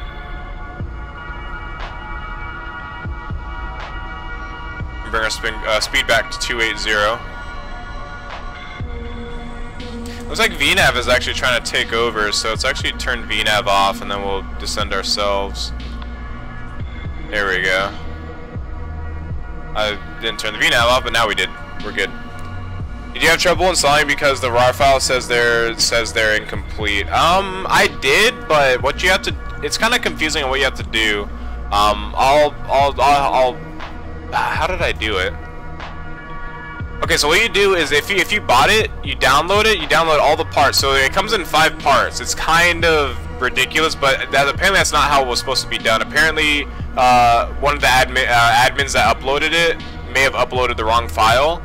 because I think he sent in 2 different files. He sent in the older installation package, which wasn't supposed to be that way. So I think the administrator may have uploaded not the wrong version. It's still the correct version, but he uploaded the wrong like installation process. So basically, what I have to do is just download all the packs. There's 5 different packs for X-Plane 11, 5 different packs for X-Plane 10, and there's a paint kit if you want to do paints for it. You don't have to get that, but just download those 5 packs. One of them is gonna, the first one's gonna be like an EXE. It's gonna be a installer, and then the second one is going to the second one and all the other ones are gonna be also EXEs. But basically, what you do is take all of those, drag the RAR files onto your desktop, or the zip files, or whatever I think they're RAR files, I believe. Drag those all to your desktop, or put them in a folder, even make it more organized. And basically what you want to do is run the .exe. When you run the .exe, basically it will find all of the different other packs, and basically you'll get a pop-up when you get the installer saying, you know, do you want, you know, trying to locate 787 pack 2 or whatever. And it'll basically just hit OK on all of them, and then it'll start installing.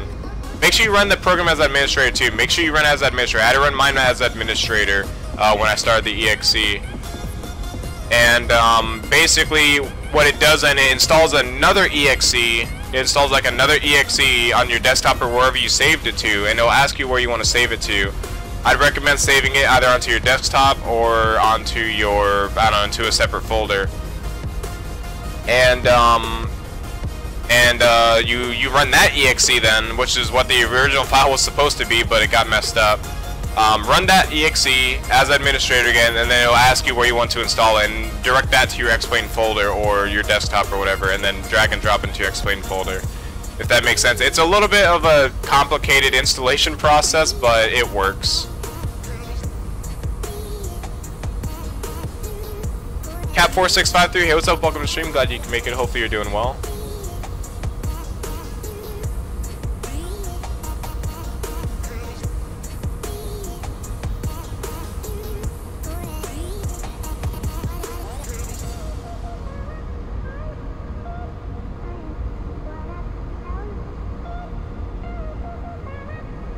Alright, see, we are coming up on Arlen now. Arlen does not have a restriction at all. Well, published on the charts, but however, we do have a restriction here in the FMC. Or basically just descent. But I don't know if VNAV actually, or VNAV works. Let's go and try VNAV. I'm gonna kind of risk VNAV here.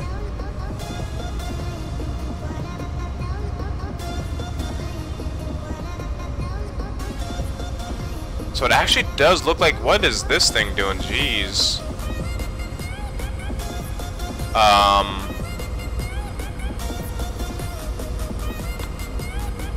Okay. That was a little bit scary. So that's a bug. I'll definitely report that to the developer for sure. Okay, there we go. Oh, there it goes. So does VNAV actually work?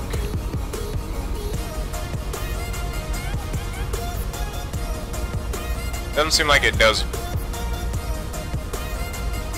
Oh, maybe because I gotta lower the.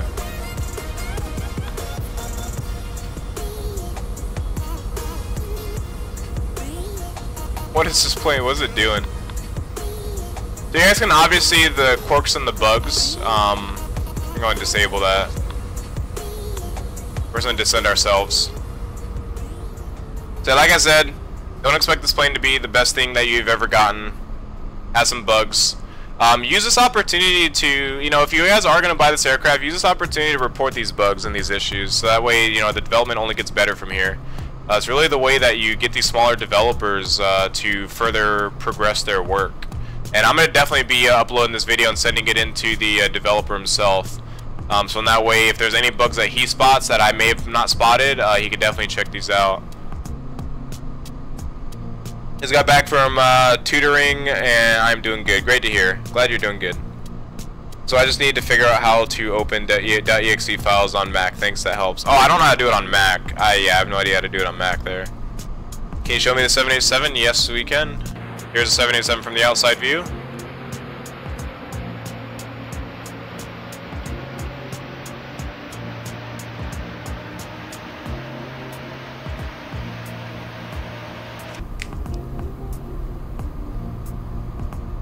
Oh no, you broke it. Now we're fine.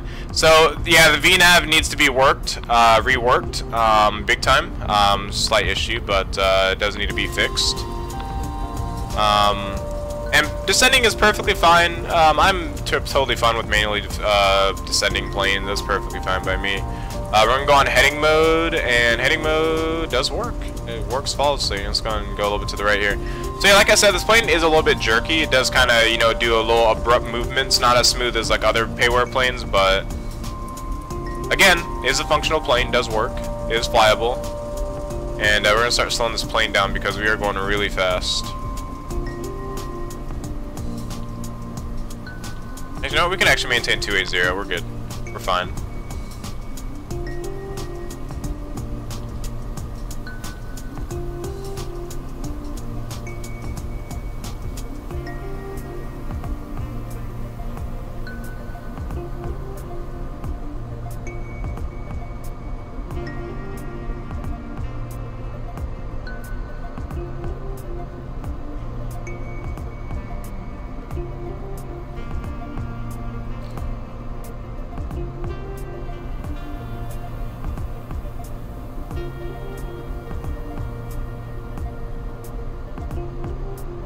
Alright, so we're gonna be at 7,000 by C-Run. C-Run. I don't know where C-Run is, but I'm pretty sure it's probably an arrival or something. Or approach. We're taking ILS runway 26, yeah, C-Run. So that's on the this waypoint here, as we can see. Just joined, can you do the outside view? Welcome to stream, Patrick. And yes, we can do the outside view. Here's the outside view of the Magnite 787.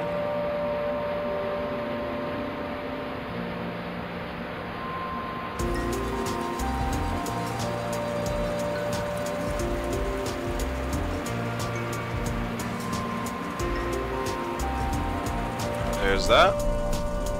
Little wing shot here on both sides. And here's the cockpit.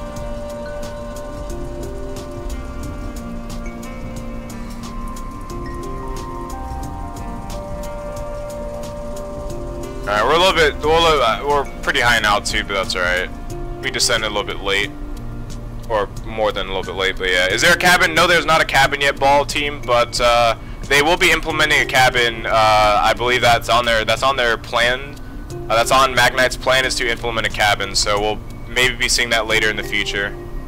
Not anytime soon, because cabins do take a lot of work. And we're really high up. We need to kind of descend here.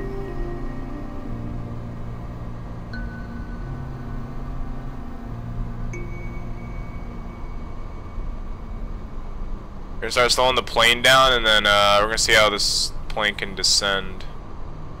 How well it can descend. Okay, we're starting to gain some speed here, so what we'll do is arm some speed brake.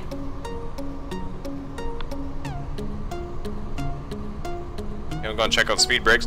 So again, the speed brakes are not fully modeled, I'm assuming. I'm assuming these are still work in progress. As you guys see, there's little to no detail under the speed brakes, so again, early work in progress, don't expect a whole lot out of it.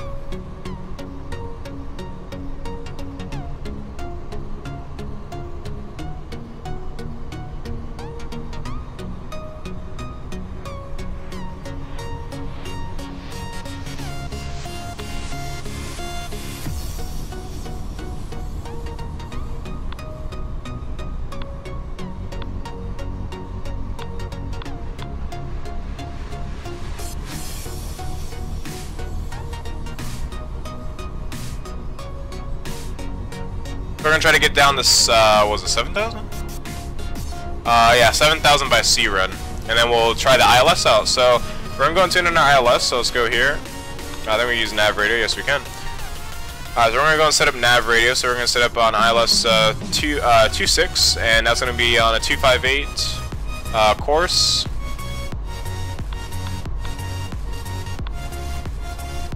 Apparently it doesn't work there.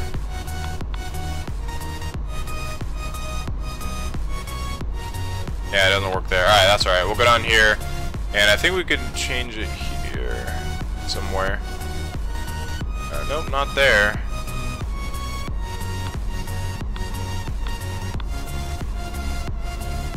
Yeah. Huh. Let's see, the frequency is 111.75, and the course is supposed to be 258, but nothing is putting in. It's not letting me put in anything here.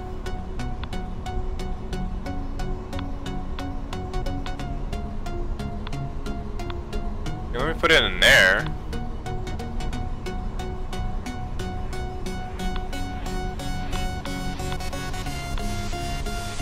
Okay, I have no idea.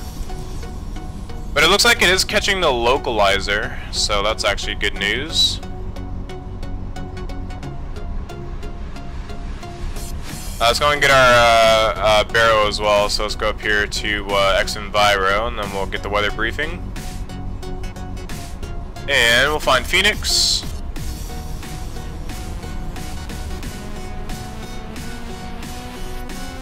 There's no Phoenix, maybe we're not close enough, I don't know.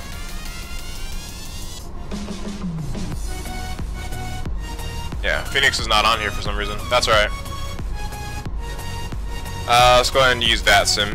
Why not? We're not even logged in on VATSIM, but why not? It's gonna be 290905.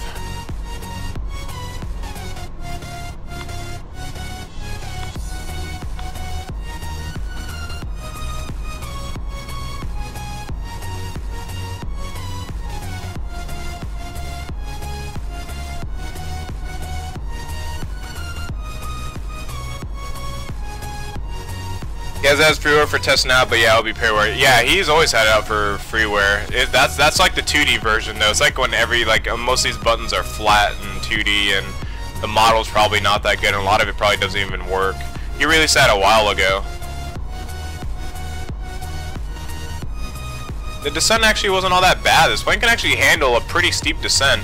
I mean, we're at 2,500. Now it's starting to speed up because we're obviously lower in altitude, but at 2,500 with like maybe half speed brakes, it actually maintains the speed pretty well, I must say.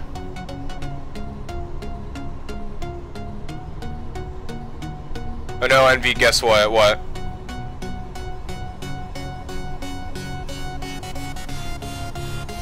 Oh, Steven Terracone, what's up? Welcome to the stream. I didn't even see you. Glad you can make it. Hope you're doing well. It's been a while. Awesome aircraft, and you liked the video. Thank you for the like, man. Very much appreciated. Been a while since seeing you. Hopefully you're doing well.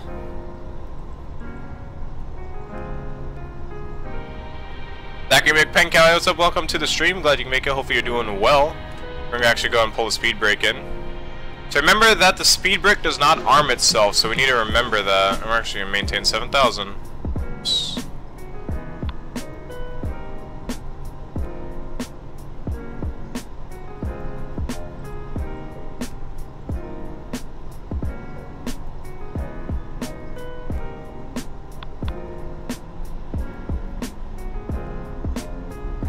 Alright, we'll see how the ILS works. It doesn't seem that the course is working though. The course doesn't seem to be working for me, which is absolutely strange. But we do have Nav 1 and Nav 2 mode.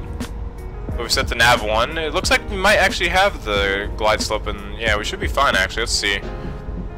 We'll go and try it out. So, moment of truth for the ILS. This is my first time landing ILS. So, the developer said he's tested the ILS and he said it works. So, you know, I guess we'll see what happens.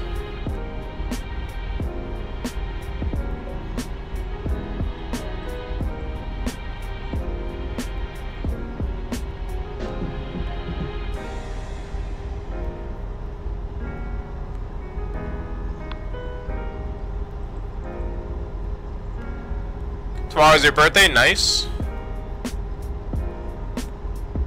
I flew earlier ILS is no bueno. Alaska Airlines is going into bankruptcy. I didn't know that they were in financial trouble. Damn, who's next? They probably are, but I don't know. But I mean, them having Virgin merge with them or whatever. But I don't think Alaska's bankrupt, are they? They're not I don't think they're bankrupt. I didn't hear anything about that. Are they? Because I didn't hear anything about that. So I usually fly with Alaska Airlines. Pretty sure they're not bankrupt though. I was like, they're doing perfectly fine, especially since they merged with Virgin. Because if anything, I would have got a message about something like that. because I actually, since I fly with them a lot, they spam me with a ton of emails like every single day or whatever. Alright, so we're gonna start slowing the plane down, and I don't know the flap limits for this plane, so we'll see what happens. What happens, happens, right? This is the joy of learning a new plane.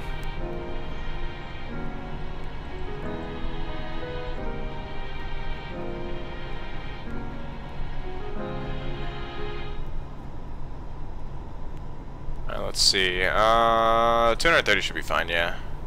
But I think there's actually a flap limit. Usually there's like a thing around the cockpit here.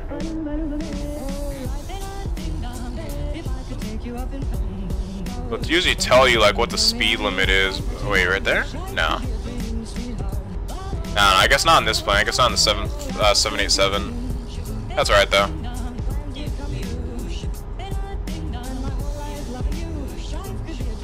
Is this the $25 787? This is the Magnite 787. It's still $25, I think. It's 23 euros, $25. This one just released yesterday, though. This is not the one that's. This is not the VMAX one. Tomorrow I have no school. Nice. Well, flight effects. It can't just be going on other people's channels and doing that, man. That's disrespectful. You don't go on other people's channels and advertise your channel like that, man. That's not a good look for you. That's disrespectful. That's not a way to grow your channel, man. Not a way to grow your channel.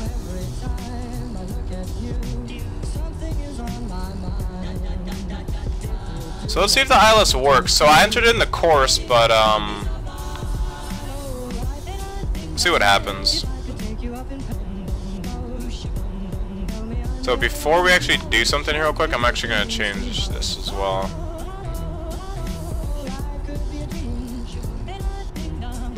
Just in case if it doesn't work. So we can always use Nav 2, but I think Nav 1 will work. Oh yeah, there it goes. Look, glide slope's coming alive. Let's go and hit approach mode. Glide slope's coming alive. Localizer should be coming alive pretty soon, hopefully. Yep, there goes the localizer. So the ILS does work. ILS does work. Maybe what do you do? Advertising? Yeah, he just came on here, advertised his channel without asking for permission to do so, so. Disrespectful. Disrespectful. Alright, we're gonna try flaps 1 there. Okay, so the first speed limit of flaps is about 256? 255? Something like that. ILS is actually pretty flawless. Like, look at that lineup of the ILS. Oh, here comes the nose coming down on the glide slope. That's actually pretty good on. That's pretty good on the ILS.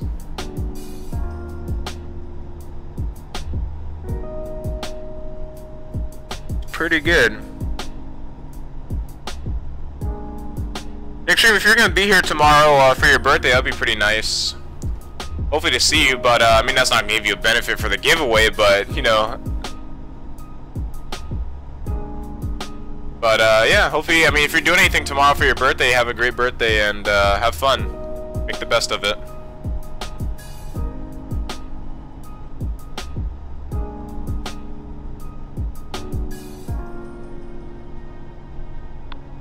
Alright, so, what do you guys think landing prediction is going to be? I've never landed this plane. This is going to be my first time landing this plane. What do you guys think the landing prediction is going to be?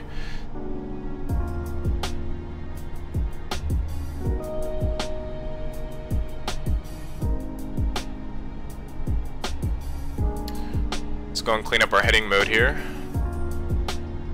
So the best thing I love about this plane so far is that the knobs have scroll wheel use. I love that. I absolutely love the scroll wheel use in like planes like this. It's so helpful, especially when they're like these little crappy ones. I absolutely hate those. 200 feet per minute, 8 out of 10 landing, negative 550. Almost like I'm gonna stay home. And by the way, thanks for the link you sent me. It finally works now. No problem. I'm glad that it works for you. I'm gonna say descent. What? Oh, decent. I said descent. I was like, what? For some reason, I put an S there instead of a C, or an S and a C instead of just a C. I don't know why.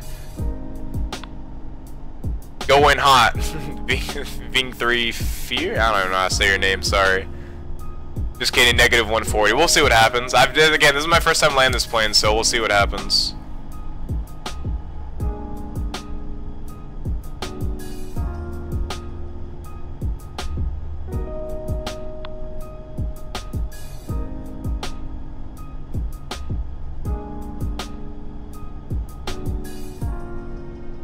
Gonna toss the gear down.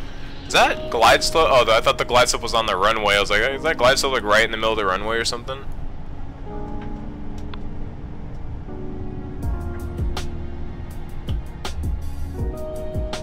Binge? Oh, it's Danish. Oh, okay, that's why.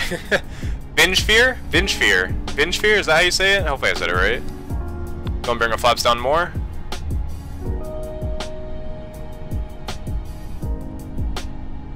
So far, the plane on final is actually really smooth, guys. I'm actually really impressed with the plane on final. I don't know what the landing speed for 787 is, though. How much are we? I don't even know how much we're carrying, like in pounds. Oh, we're carrying 93,000. Wait, 93,000 pounds? Hold on. Let's just confirm. 93,000 pounds. Let's reduce that. Let's reduce that to maybe something like, how much does this thing carry? 223,000 pounds. That needs to be fixed. Okay, we're too heavy, so we're gonna kind of cheat a little bit because that is way too much. Way too much. Let's do that instead. How about that? There we go. All right, so remember the speed brake does not auto arm, or we have to arm the speed brake ourselves. Also get our landing lights on. Landing speed 4 hours of fuel. Landing speed 180 to 185 knots on a 787. Is it really that fast? I don't think so. That's pretty fast. Let's go and see what our... Oh yeah, we're kind of slow. Let's go and bring our speed back up. We'll land at like 150 knots or so. Oh, that's because our plane is like... Okay, now we're doing good. Alright, we'll see what happens. The more weight, the easier landing. Nah, man, you're gonna have to go faster than that. Like, you're gonna have to go faster for the landing, dude. And then your plane's gonna be all bowed, so that looks better. It looks a bit better. I think it just has to do with the flight models. Let's go and cut the sound, or cut the music as well, so we can actually hear the sounds of the plane. I think it has to do with the flight model as well. I don't know if it's because the flight model's still pretty new. And let's go and take over controls. We're gonna take over controls a little bit early. Throttles are about 1/3 of the way, roughly about there. Yeah, about right there. All right, we're going to disable autopilot. Oh wow, we're unaligned like crazy. Oh wow, I have to put a lot of controls into the right. I don't know if that's how it's actually supposed to feel or not. But I have to put a lot of left yoke into this plane, which actually makes it fairly smooth, not gonna lie. But it does make it harder. Like, look at this. Okay, it's just, I think, yeah, so there is some stuff that needs to be worked on. The elevator is fine. I mean, maybe the 787 does handle this way, but I don't know. I've never flown 787, so I can't really say that this is good or bad. Other than that, we're right on the glide slope. The plane handles very nice. Like, it's actually very responsive. Very well done aircraft, for sure. For now. Approaching. Of course, there are issues that need to be fixed, but other than that, it's really decent.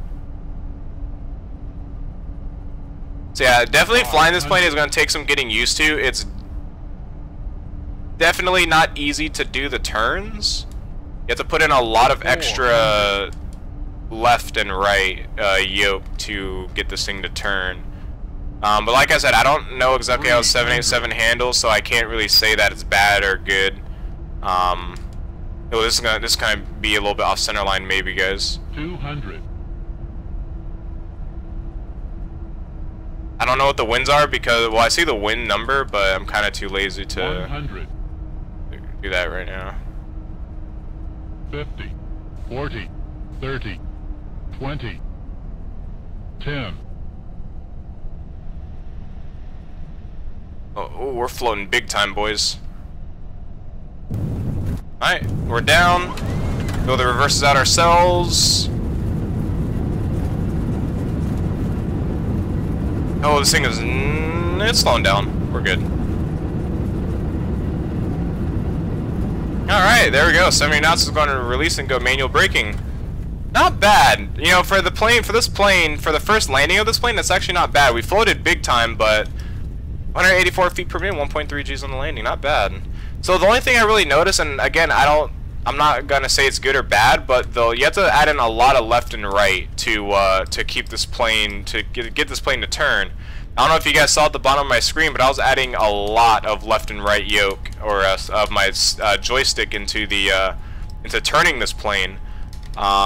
It's gonna take some getting used to, but other than that, the elevator feels really nice. Like, the elevator is very, very, very responsive, and I don't know if it's supposed to feel like that, but it feels very nice. It's super responsive.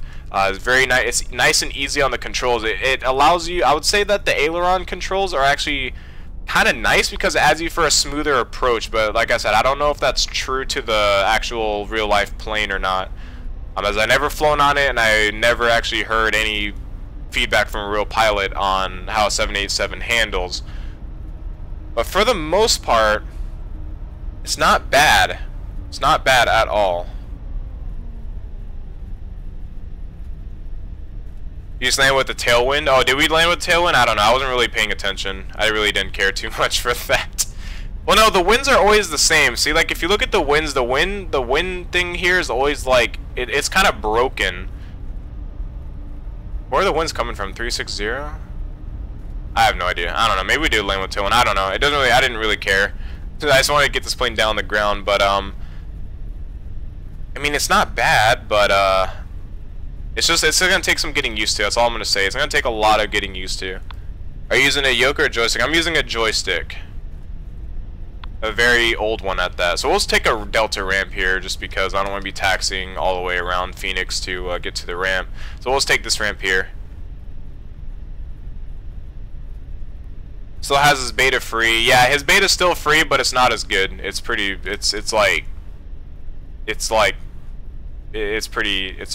bad compared to this one. Pretty bad. Yeah, apart from all the issues, we've actually completed a flight. So this plane is flyable. It's 100% flyable. Would I fly it on VATSIM? Not quite yet. I would take my time getting used to it. How to descend and everything, and so on and so forth. It takes time. It's gonna be a little bit of time to get used to this plane for sure. It's a new plane. I think the flight model needs to be updated a little bit. This thing has a lot of get up and go, which is not bad, but it's I don't know if it's realistic. Like, it has a ton of get up and go. The VNAV, I would not recommend using the VNAV right after departure like you guys see me doing. I'd recommend using flight level change, or FLCH, whatever that stands for. I think it's flight level change or something like that, right? But oh, we forgot to put our speed brakes down. Oh yeah, and then on the speed brakes note, you have to manually deploy your speed brakes. There's no, if I set to armed, it's not going to actually be armed. If you actually look, the speed brakes are actually up slightly. So you got to make sure that you guys, if you guys do get this plane, for the time being, you guys are going to have to automatically set a keybind to your auto brake, your speed brake key, and manually deploy it every single time. Oh, other than that, the plane flew. We completed the flight with very minimal game-breaking issues. There's really nothing game-breaking.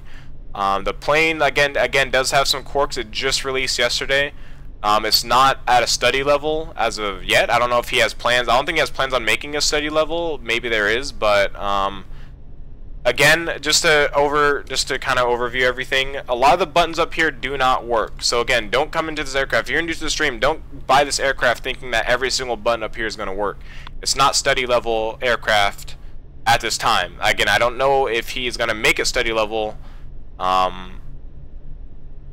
So, you know, some things are interactable, some things aren't. The IRSs, the APU battery, the APU gens, the AC buses, wipers, all that stuff. Basically things that you really need in just a normal flight. So I was going over all the buttons here. Anything that you see with the little thumb or the hand is basically what you can interact with. I'm just going over just in case if you guys missed out for the first part. Just basically going over real quick with you guys to see what buttons are interactable and usable.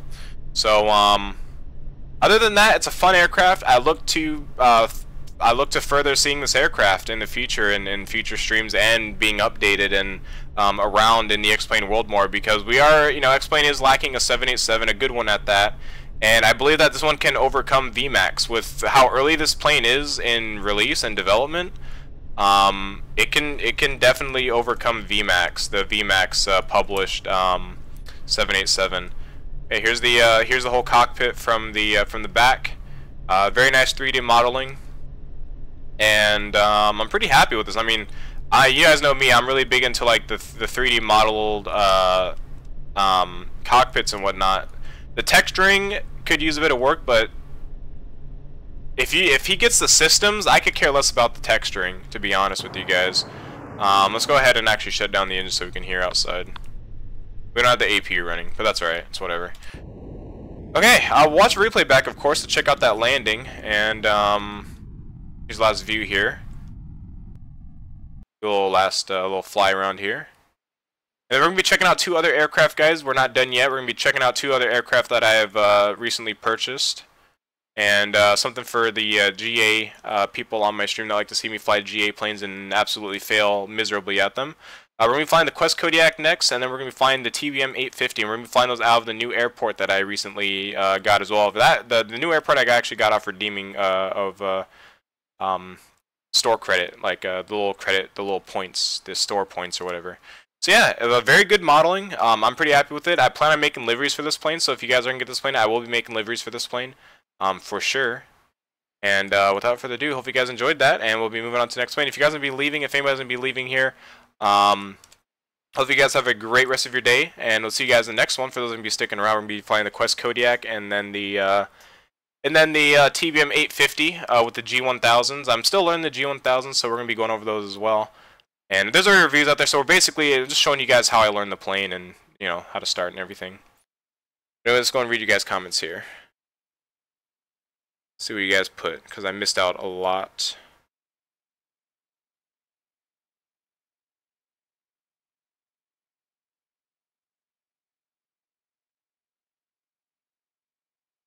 Is this the end? No, Extreme is not the end. I'm pretty sure you heard me say that earlier. Replay lane, that's what we're going to do. Are you going to do another flight? Yeah, we're doing another flight, but we're just doing circuits around the new airport. We're not really doing any major flights today. This is usually my test flight area, and I just go from like LAX or San Diego to here, basically, or LAX to San Francisco, or San Francisco back to LAX or something like that. This is usually my test flight areas. It's pretty short, simple.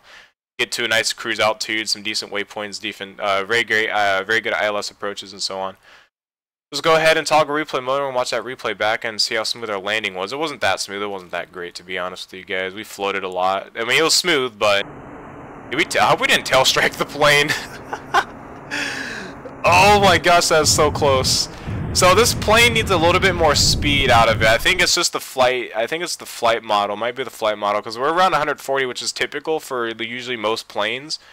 I think this plane you're supposed to land it at around like 150 maybe, but we did kind of float it. So if we're coming at our normal speed and touch down, we would touch down fairly decent. But I feel like we're also pretty heavy, but we almost tail struck the plane. But this is what usually happens to most planes that I learn. Not bad though, and there comes the nose slamming into the ground. So I'm gonna bring it back here a little bit. Alright, and we had to manually deploy our own spoilers there, so that's us manually deploying the spoilers for the speed brakes. And watch from a wing view here. And like I said, this thing takes a lot of juice to get it to turn. Like, it takes a lot of aileron to get this thing to turn onto the like actually turn. It's crazy. 50, 40, 30, 20, 10.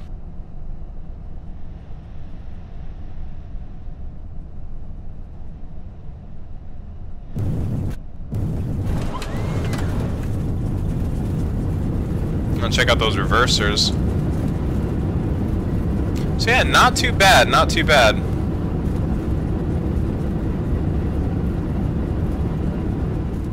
Let's see the wing flux one more time and see what the wing flux is like. Does it gradually decrease, or does it do it? It's not that bad. I don't think the wing flux works in replay mode. Doesn't seem like it. Yeah. Anyways, that's gonna be that flight, guys. We're gonna go ahead and move on to the next. And we're gonna get into the we're gonna do the Quest Kodiak first. We're gonna go to the new airport that we got. It's a pretty fun airport. In case you guys want to know, it's Mountain Air. I know I was talking about this earlier before in past streams. And we're gonna find the Quest Kodiak.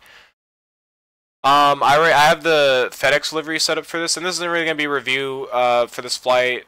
I mean, I'm gonna go over some things in case those of you want to know, in case you guys want to buy this plane or something. But I think this plane was 30 bucks. I got the extension as well for bush flying, so you can add like different tires and floats and whatnot to it. Yeah, it's pretty cool.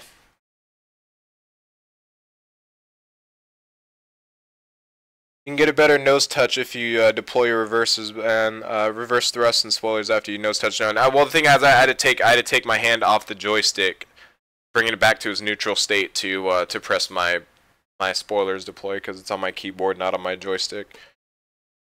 Quality Wing 77 is going to come out for X-Plane 11. I don't think so. I don't think they have plans on releasing on them, unless they did, but as far as I'm aware, they didn't, or they're not. Could be wrong though. Wait for X-Plane to finish loading up here and then get ready. Yeah, so a good 787 like quality wings would be really nice implementation into to X-Plane.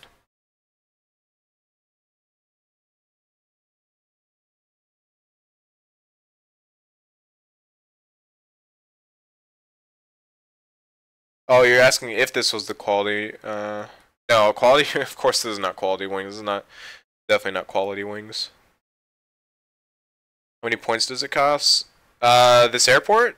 Or this airport, right? This airport I think only costs like 240 something points on the org store. And we're gonna be flying this in future streams too for sure. We'll definitely be flying the aircraft. Future streams.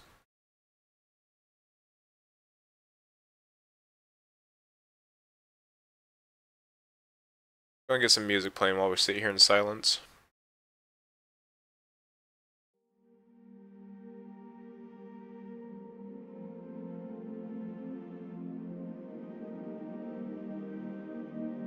I can use my points for Mountain Air by Nimbus Air. It's a really It's really a good airport. It's a really fun airport. It's extremely difficult and challenging. It's a lot of fun.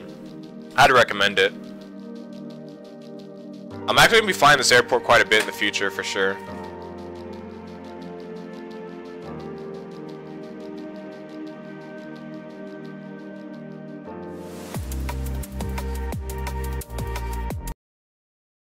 Skip that song.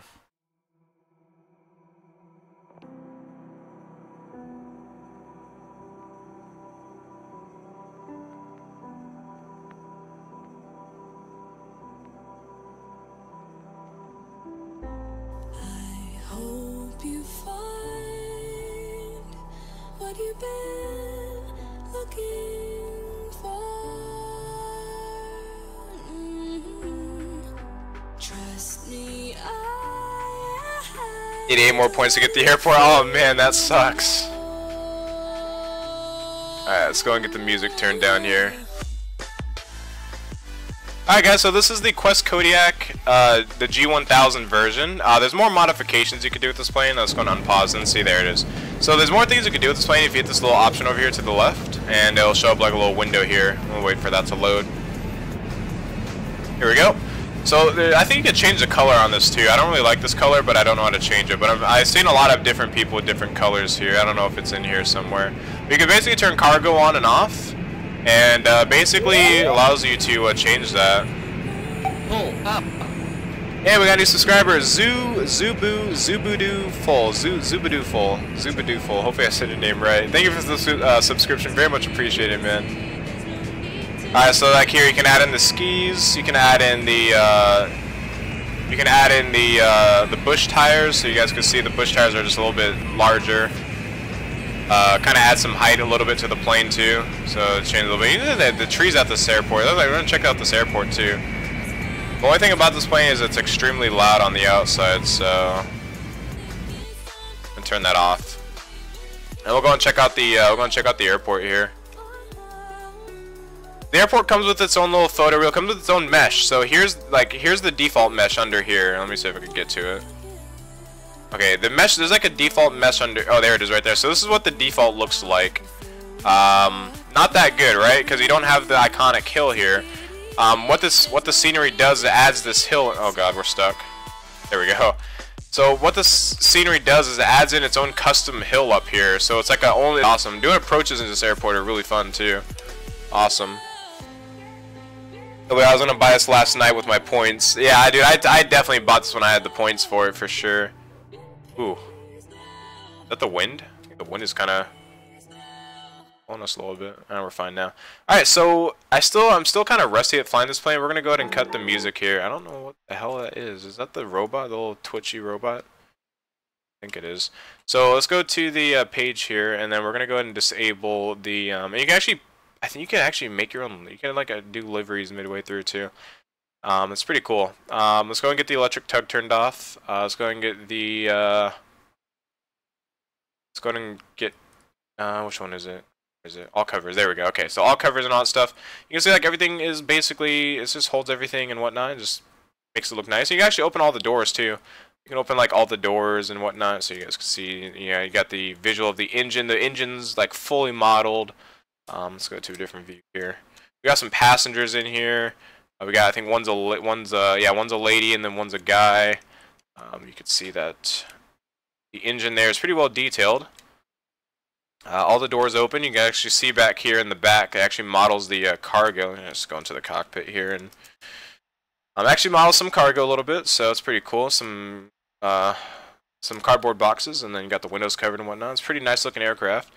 We'll go ahead and close all the doors now. And basically, you can open them yourselves too. You can just open them one by one if you'd like.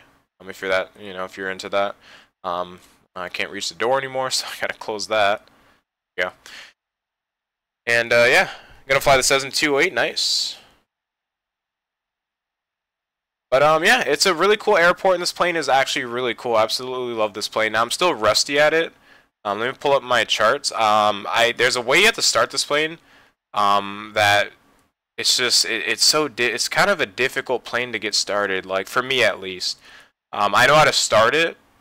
Watch me fail now, but other than that, it's really good. And we'll get into the TBM850 as well after this too, for those that are wondering. So I'm going to go ahead and find the checklist, because they do have their own checklist on here, which is actually pretty good. Goes through everything quite nice. It overdoes a little bit of things. Like I could honestly start this plane up if I really want to in like a matter of like seconds. So we can basically do the typical remove the yoke so you can see everything. We'll get the master battery on. Oops. And then we'll work with the G1000 a little bit.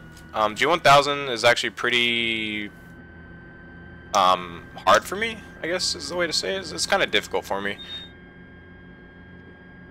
Alright, so we have that. The sounds in this plane are actually really nice too. The sounds are really good in this plane. Let me turn the sounds back up. Alright, so let me go and go to the startup checklist here. So battery powered engine start, there we go. I think that's what we had to use, right? Yeah. Okay, so basically what you do is just get all that stuff, bus voltage, all that stuff, is a good flashing beacon, you basically get that turned on. You then just get your, you do your checks and everything. You can do all your checks. And I remember some checks, but not a whole lot. We're going to get the avionics on. We'll go and check out the G1000 here. I have a little camera set up here for the G1000. Actually, it didn't save. We'll go and set it to 0. I actually do want a camera kind of centered in on the G1000 here. It's pretty nice. And the cool thing about the G1000 on this plane, it is made by Carry. This is the Carinato G1000, in case anybody was wondering. And the thing is that the knobs like highlight, which is awesome. I absolutely love that feature. So that way you know what you're clicking on.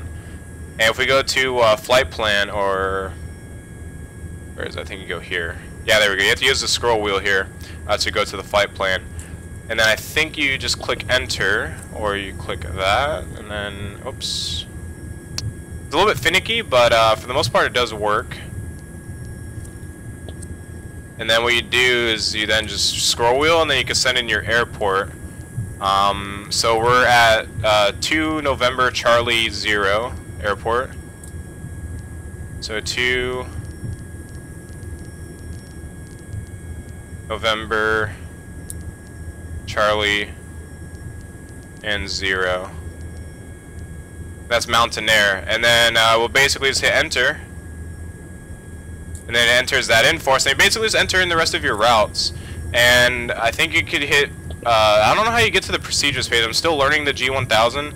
I don't know how you get to the procedures page.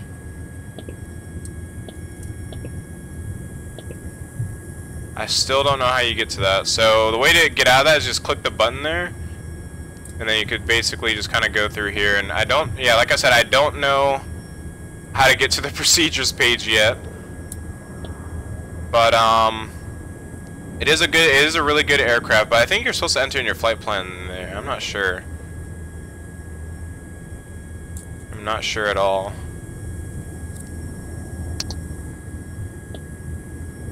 So if anybody does know how to use the G1000, it would be nice to help, but I don't know how to use it. So I'm going to have to look at tutorials and stuff on how to do this.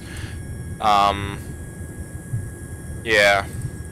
How much does that plane cost? I mean, this plane costs $35, and then the extension for like the bush flying and all that, and for the bush wheels, the skis, and then the water version, it's like an extra $12, and I actually bought that. But anyways, we're not going to worry about that. We're just going to set Mountain Air for our flight plan, and we're just going to hit enter, or we're just going to exit out of that, and then, yeah. So, then we basically, that's how you basically use the G1000 for like the flight plan stuff. I still need to get used to it. I still need to, you know, fly a little bit more. You could change your map and everything, and system and all this stuff, and basically just go back using the scroll wheel here to go back to the map. You got your waypoint mode. I think this is where you might enter procedures. I don't know. So I still can't use the procedures for some reason. I gotta figure that out.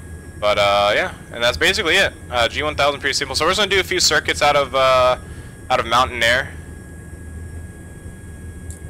And yeah, that's pretty much it. And then we can basically get ready to start the plane. Emergency power lever. Make sure that's on normal. We're gonna change the flaps. This thing also has a lot of get up and go. Like this thing has a extreme amount of get up and go. It's absolutely insane as to how much. We can get our taxi lights on, strobe lights, all that stuff, pitot heats,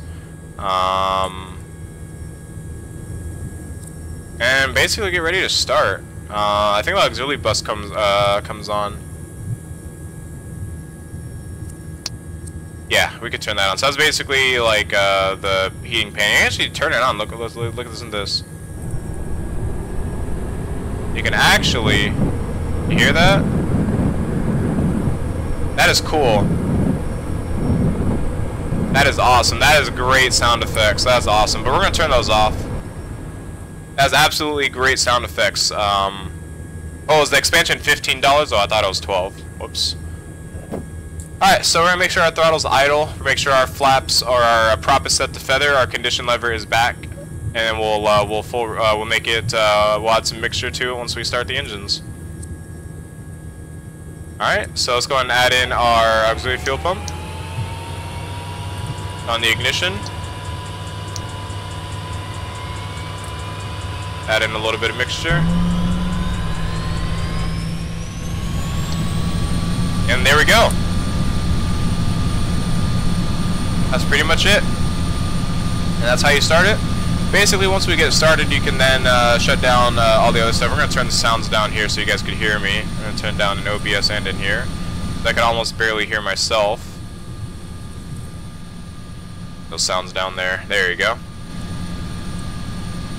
Okay, and then basically just do your normal checks. I'm not going to go over the full checklist. I just want to show you guys what this thing is like up in the air. It's absolutely amazing.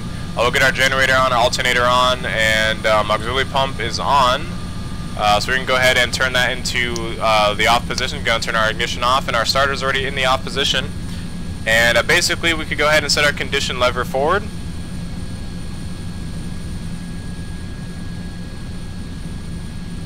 And let's see, go to low idle, you could go to high idle. Whoa. The park brake still on? Yeah, park brake is still on, alright. So, let's go out here and make sure that the, oh boy, that's loud. That's loud. I think you can turn that down. So, I don't know if these sounds work. Oh, it does work. Okay, cool. Let's go and turn that back up though, just a little bit. There we go. Okay, and then basically we just get out of here. And I don't know how to get rid of the passengers, but it's whatever. That's when I release park brake, and this thing, like I said, has a lot of get up and go once you get it up. And yeah, here we go. Let's go ahead and make a right here. What should I get for 290 points? Oh, it's totally up to you. I mean, That's totally your choice. You get what you want. So we don't even need flaps on this takeoff. This plane gets up pretty fast. It doesn't take a whole lot to get this plane airborne. And we want to check out the scenery while we're here too. So you got these really nice houses up here, really nice resort, golf course, and everything. So basically, this airport is like a country club. It's a country club with its own airport. It's really cool. And it's really hard to see out the front of this plane, just because of how it sits. And that's just the brakes. It's going to be kind of annoying, and it's just something we have to kind of deal with. But it has a lot of, since it is meant for bush flying, of course it does have a very tight turn radius. That's always really cool.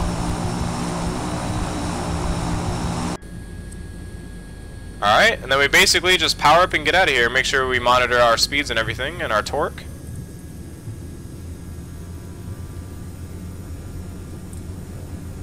So yeah, you don't need a lot of power for this thing at all. Doesn't take a whole lot to get this thing going. Just you could go down the hill, pull back on the stick lightly, and we're out of here. It says we're over speed, and that's alright. Alright, and then that's basically a departure out of mountain air. It's pretty cool. It says RIP over there, but we're fine. Here's the plane here, out of mountain air. You gotta always have a nice crosswind up here due to, it's always really bad winds up here, but that's alright. We didn't hit any trees on our way out, so we're good. And then basically what you could do here, you could have your wind with the G1000. It's really cool. Shows you, actually, no, we have no winds up here, actually. Huh, interesting. Alright, then we'll basically make a few laps here. We'll go over here and then we'll change our range. And this also does have scroll support in case you guys didn't see that or notice that. We're basically going to bring our nose down, and we'll start bringing our speed back a little bit. And usually what I always do is I get over the river, I make my final turn, I make my last left turn, and then it'll bring it right back on into a mountain air.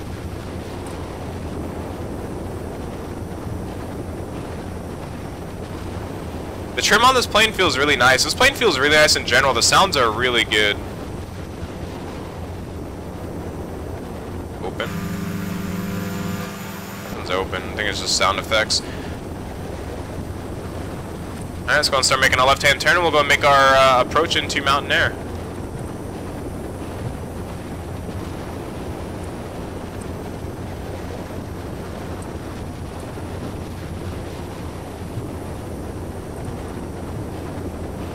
So I still don't know how to use. I'm still kind of new to this plane of using like the feather and the and everything. So it's still, everything's kind of brand new to me. I just bought these planes like yesterday, so it's gonna be all brand new to me, and I'm not gonna be the best at flying them. As you guys can see, whenever I add in a little bit of thrust, my thrust, like, look how much thrust I'm putting in. Like, I'm almost at idle thrust right now, and every time I add in that extra little bit, we go like in the red. But the reason why is because of RPM. So basically, the way we could fix that is bring our RPM back. And you can see that we're no longer in the red, but we have to add more power because we're going to be losing speed. But I can add in a little bit more thrust with that. We're actually overshooting our airport a little bit here. Let's go and head back over here to the right. Not paying attention, trying to show you guys the plane here.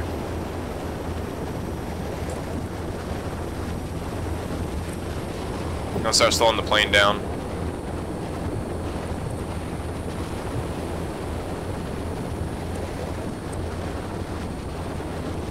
And I'm not the best at landing this plane either. I'm pretty bad at landing this plane. So yeah, still kind of new. Still very, very new to this plane. They basically add in the extra RPM just to make the throttle a little bit easier to control. We're going to start bringing flaps down.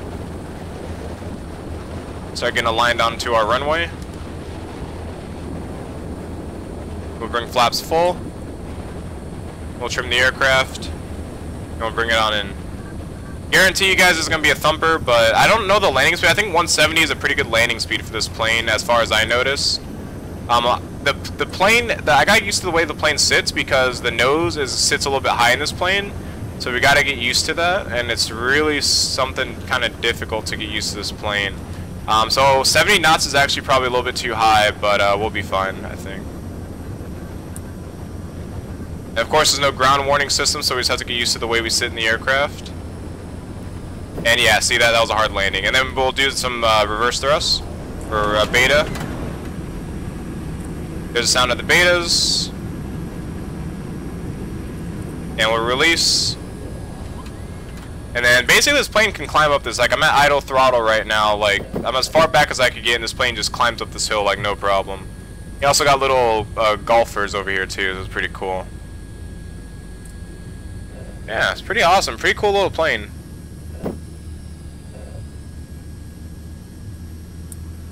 I'm actually loving this aircraft. Our landing was a little bit hard, but it said 1.4 Gs, 292, and we'll do one more circuit in this aircraft, and then we'll get into the TBM850, and then we'll show you guys that plane. We'll bring our flaps up. That's just my brakes. This is me tapping the brakes, by the way, so you hear that noise, just me tapping the brakes, that's all. Alright, now we'll actually get one more look, because there's actually an interior in that building, and one of these buildings is actually like a smaller interior. So let's go and hold it here for our, let's go and hold short here, and then we'll check it out. Let's go and pull our park brake, and actually, let's go and do something different here. Let's go and try to bring the, oops.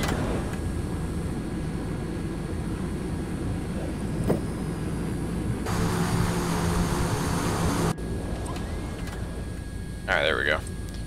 Alright, so let me go ahead and bring the prop RPM back with the condition lever there.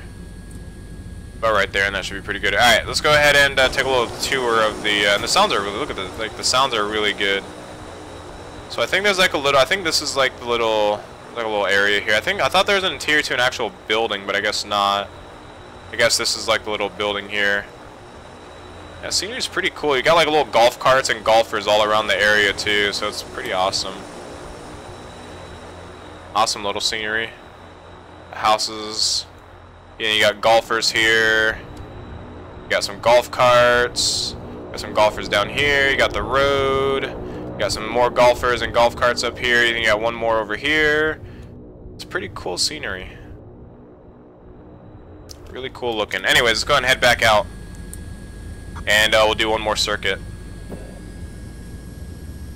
So I set the RPM back a little bit just so we can add a little bit more power, because we were barely at like any power in this plane, and this plane just gets up and goes. It's absolutely insane. Like I'm at halfway throttle on my joystick right now, and it's like it's already about to redline in the RPM.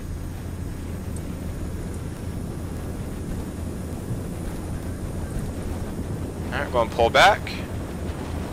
And there we go.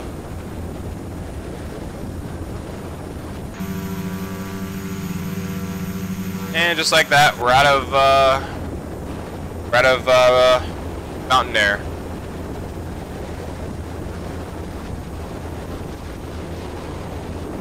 Now we'll one level off, and we'll do the same thing. We'll go over the river a little bit, and then we'll make our loop back around, and we'll land back at mountain air. And we'll take up in the TBM850. The TBM850, I might actually do a little flight in that. I'm still trying to get used to that plane. I really do have plans on flying that plane, because that plane is fast. The TBM850 is a fast plane, so we'll probably do an actual like little route in that or something. What do I think of the plane so far? The Quest Kodiak this plane is an absolute beauty to fly. I absolutely love it. This plane, it handles very, very well. The sounds are amazing. Like, I mean, just look at how much like they put into the sound. Like, let me face the fan towards me. Turn those on. Like, listen. Like, that's that, but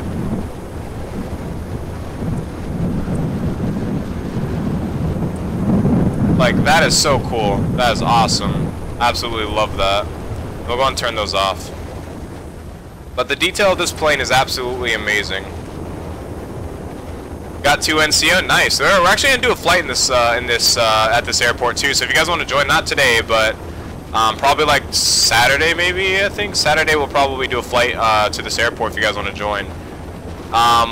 Tomorrow we'll do the giveaway, and then while we're doing the giveaway, we're actually gonna be on the FS Cloud event. So Guys, tomorrow we're going to be doing a group flight on FS Cloud. There's no required ATC. If you guys don't know how to do it, Bananagram has a video on his channel showing you guys how to install FS Cloud. And tomorrow we'll be doing the group flight. So make sure, guys, if you guys want to fly with me with some GA airplanes and be here for the giveaway, I will be on FS Cloud. And FS Cloud is a non-VATSIM-like experience. It's basically just a multi-online platform for both FSX users, X-Plane users, P3D users, all connect into one, basically one major server, and fly with each other with no ATC restrictions. You are free to do basically whatever you want. Most of it's, you know, a lot of pilots on there are, you know, they're in it for the realism, but also just so they don't deal with VATSIM or whatnot. So we're gonna be doing some GA flying tomorrow on that, and definitely join us if you guys have like a Cessna or anything GA related that can land into this airport or any other airport that we choose. Feel free to join us on that by all means. And I'll post that on my Discord as well. So I'll have a post on my Discord about that here in a bit. And during the FS Cloud event, we'll do the giveaway. We'll do the giveaway then. That's gonna be two $50 Steam store credit gift cards, basically. They're like gift cards, but online, basically. Let's go and bring flaps down. Keep on bringing our flaps down. And we'll go flaps full. And let's go and get aligned on the runway here.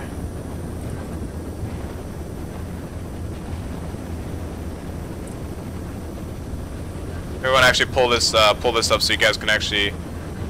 You guys hear that sound? That little scraping sound? That's actually from the yoke, or yeah, from the actual yoke. So they even added sounds to the yoke, which is amazing. It's really, really cool. Really, really cool.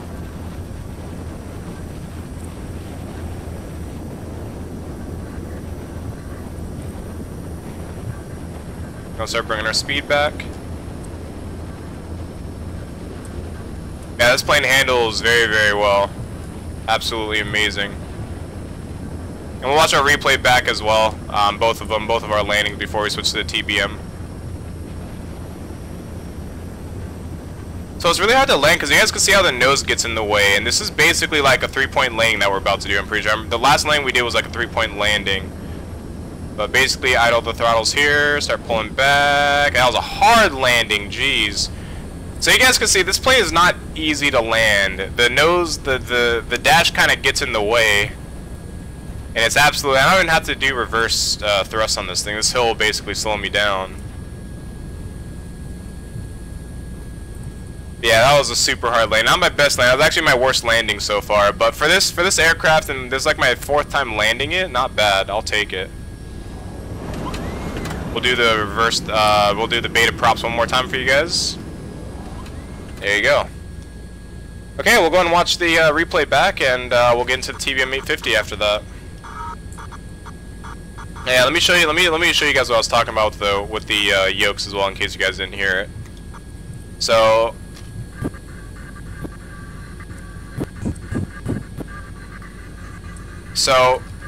they actually added sounds into the yoke, which is awesome, and then they also added that as well. It's pretty cool. Like, they literally modeled the sounds for like basically everything. Every last thing you could think of, they added sounds for.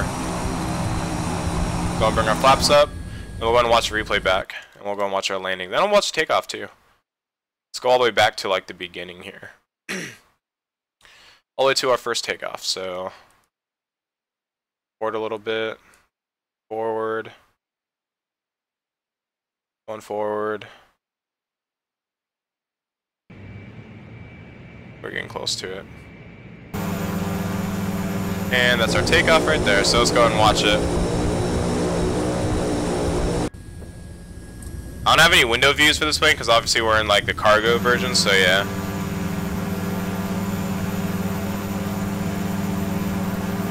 What airport is this and how many credits? It's 240 something credits, I believe.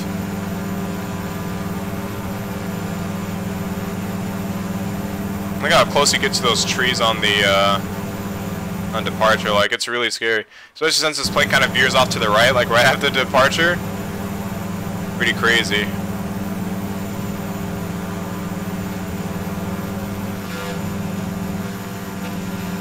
The 3D sounds are absolutely amazing. Like, listen to that. Absolutely amazing. We're gonna go and skip forward here. We're gonna watch our first landing. So yeah, the approach on this airport is insane. These trees I don't think are supposed to be here. I think it's just supposed to be a drop-off, I'm pretty sure, and then, yeah, I don't think those trees are supposed to be there, so we just kind of ignored them. Hey, so it's gonna be like a 3-point landing, yeah, see? So, the thing I'm talking about, oh wait, what did I just do? Okay, so the thing I'm talking about with the plane is like how it sits. You guys can see actually like the wheels are pretty level, and you see how the nose kind of pops up.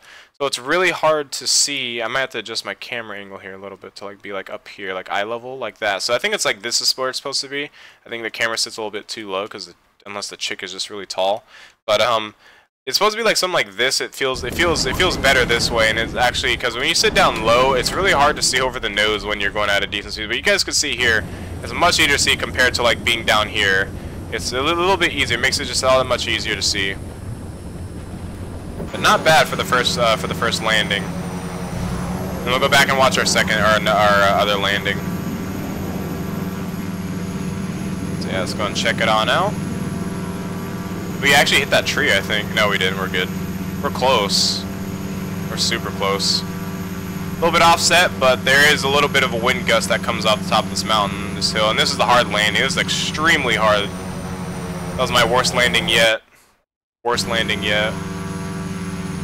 What was our land? What was our speed? Speed was 60, so it's pretty decent. Just didn't flare it enough. Yeah, we'll go and hop into the TB850. The ICAO is 2NC0. Venom Vlogs put it up there, so let's go ahead and bring it on to the end, and then we'll switch aircraft. Oh my gosh! Just teleport us up in the air. That's not good. It's alright, we're switching aircraft anyway. So now it's time for the TBM850, the last plane for tonight, and then we're going to be ending off on a short stream today. I just wanted to review the 787 for you guys and show off some of the new planes and the new airport I got. So, we're going to go with November 850 Sierra November, Mountain Air, and let's go and start a new flight.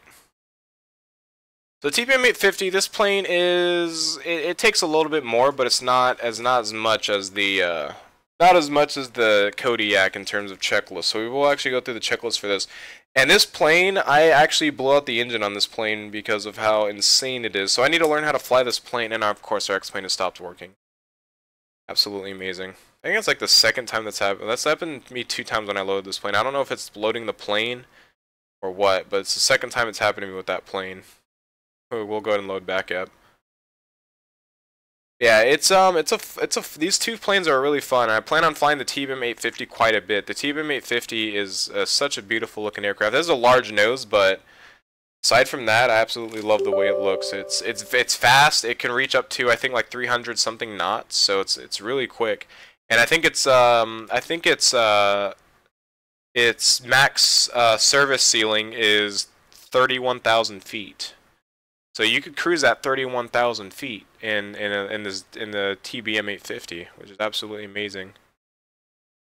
And like I said, we'll definitely be doing flights in it. So anybody's looking into getting it, I guess this is your time to check out a review, I guess. We're just gonna wait for it to load. We're gonna get some music playing. Other than that, how you guys liking the airport? The airport looks nice. I absolutely love the Mountain Air airport. It looks amazing. What do you guys think of the 787? I know it's like, you know, it's early, but for a start, it's pretty good. What do you guys think of the Quest Kodiak so far? And if you guys have the TBM850, I don't know if any of you guys do have the TBM850, but it's a really fun plane to fly.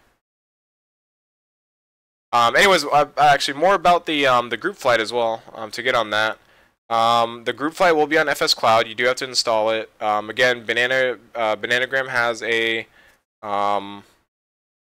Bananagram does have a tutorial on how to install FS Cloud and everything. We will be flying this in the group flight. We'll be flying Mountain Air on FS Cloud tomorrow. When we do the FS Cloud flight, I might do the FNO, then we might do the or we might do the group flight first, and I might do the FNO later after that. So we'll probably do something like that. We'll probably start the group flight at around maybe 2 o'clock, maybe 1 o'clock or 2 o'clock my time. Hopefully everybody will be off of like work and school by then. What airport code is this? The airport code is N2, or excuse me, 2 November Charlie 0.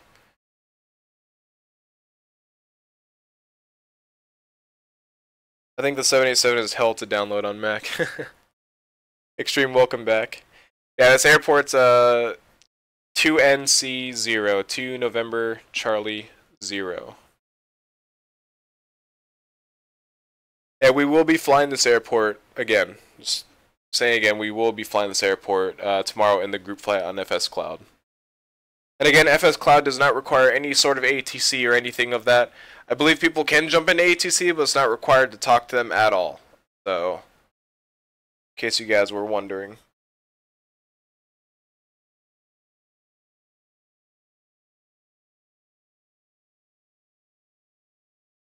Yeah, the download for the 787 was pretty bad, but I guess the person who uploaded it, not Magnite, I guess they messed up on the upload and they uploaded the wrong installation process. They were supposed to upload just one file, but apparently they uploaded like all the parts that weren't supposed to be there.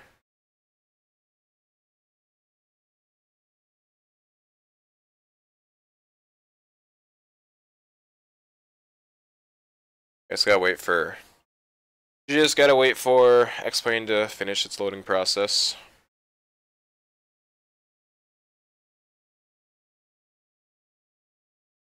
Yeah, I haven't gotten F-18 yet. I'm still kind of questioning it, just because I just want to save up a few bucks for some other things that maybe you guys want to see. I don't know if every single one of you guys want to see an F-18. I know a lot of you guys want to see the Quest Kodiak and TBM850. I really just got on like my own, but I know you guys want to see more GA flights, so I just got like 2 GA planes and then of course a 787 to do the review for you guys, of course. Since it is a new plane, it's a plane that every person in X-Plane wants. So yeah. There's not really too many other planes. I was thinking about recommending to see if you guys would like to see the ERJs or the EMB 175 and the 195 from X-Crafts. I don't know if you guys would like to see that or not. I didn't buy it because I didn't know if you guys would like to see that or not. So it's up to you guys if you guys want to see that. So yeah. Aiden Austin, welcome to the stream. Glad you can make it. Hopefully you're doing well. If you ever get a Trans-Tri-Saba airport, you should be able to use Twin Otter to take off and land from St. Martin. Oh yeah, the Twin Otter. Do you guys want to see the Twin Otter? Would you guys like to see the Twin Otter? Please let me know, because I was actually really close to buying it last night and doing a St. Bart's probably tomorrow as one of the group flights. So do you guys want to see the? Do you guys actually want to see the Twin Otter, the DH6 Twin Otter?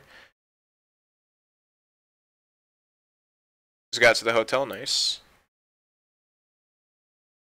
When is the next livery live stream? I don't know yet. Probably. Well, I was gonna do it today, this morning, but I didn't feel like it, so I didn't do it.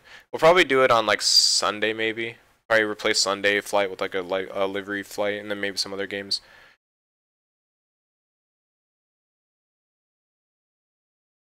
Or whatever that game was with the girl who ran away. Oh, that's not the next episode of that doesn't come out till like late November, probably December.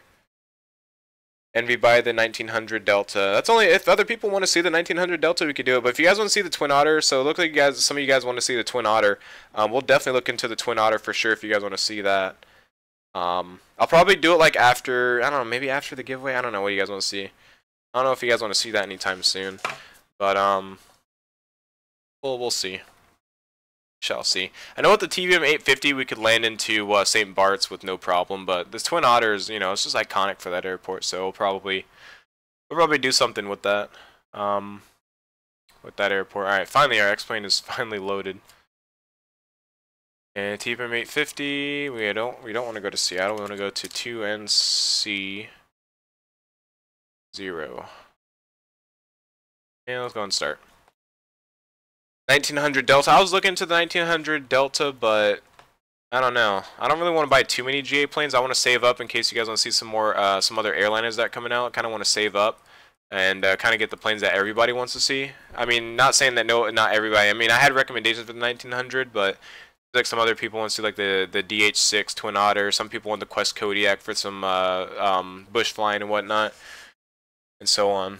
Do you have the Panthera version 3? No. I was about to buy the Epic E1000 though. I was really about to buy the E1000, but I was like, the TBM850 just appeals to me, and it has a G1000. I really want to learn the G1000. So I ended up getting the Quest Kodiak and the TBM850 instead.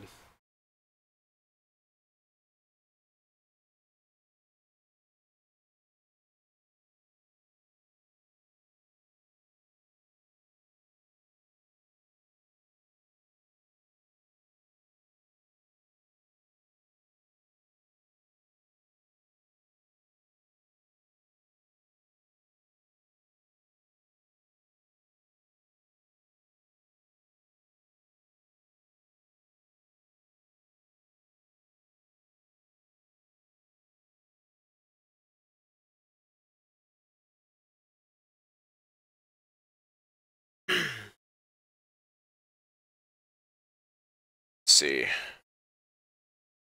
should buy the A380. No, I'm not buying the A380. The A380 looks pretty bad, to be honest with you. And it's not being updated anymore, so I'm not getting the A380.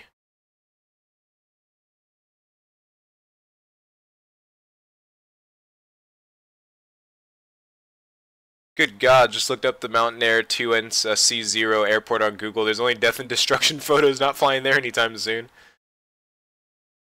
Yeah, that's, I didn't see those pictures, but A380 isn't good. Yeah, that's what I heard a lot of bad things about the A380. Yeah, I know Matt Davies is making A380, but that's not even near complete, like 100% completion yet, so I'm not even gonna wait. Or get the Caravan. You know, honestly, it was either between the Caravan or the Quest Kodiak. They're both basically the same plane. They're both pretty much the same plane if you actually look at it. In perspective, they're both like competition planes, so they're almost the same exact thing, except the 208 doesn't have a G1000. The Quest Kodiak does. That's the reason why, because I was gonna get the 208, but I was like, the Quest Kodiak seems promising, so I got the Quest Kodiak instead.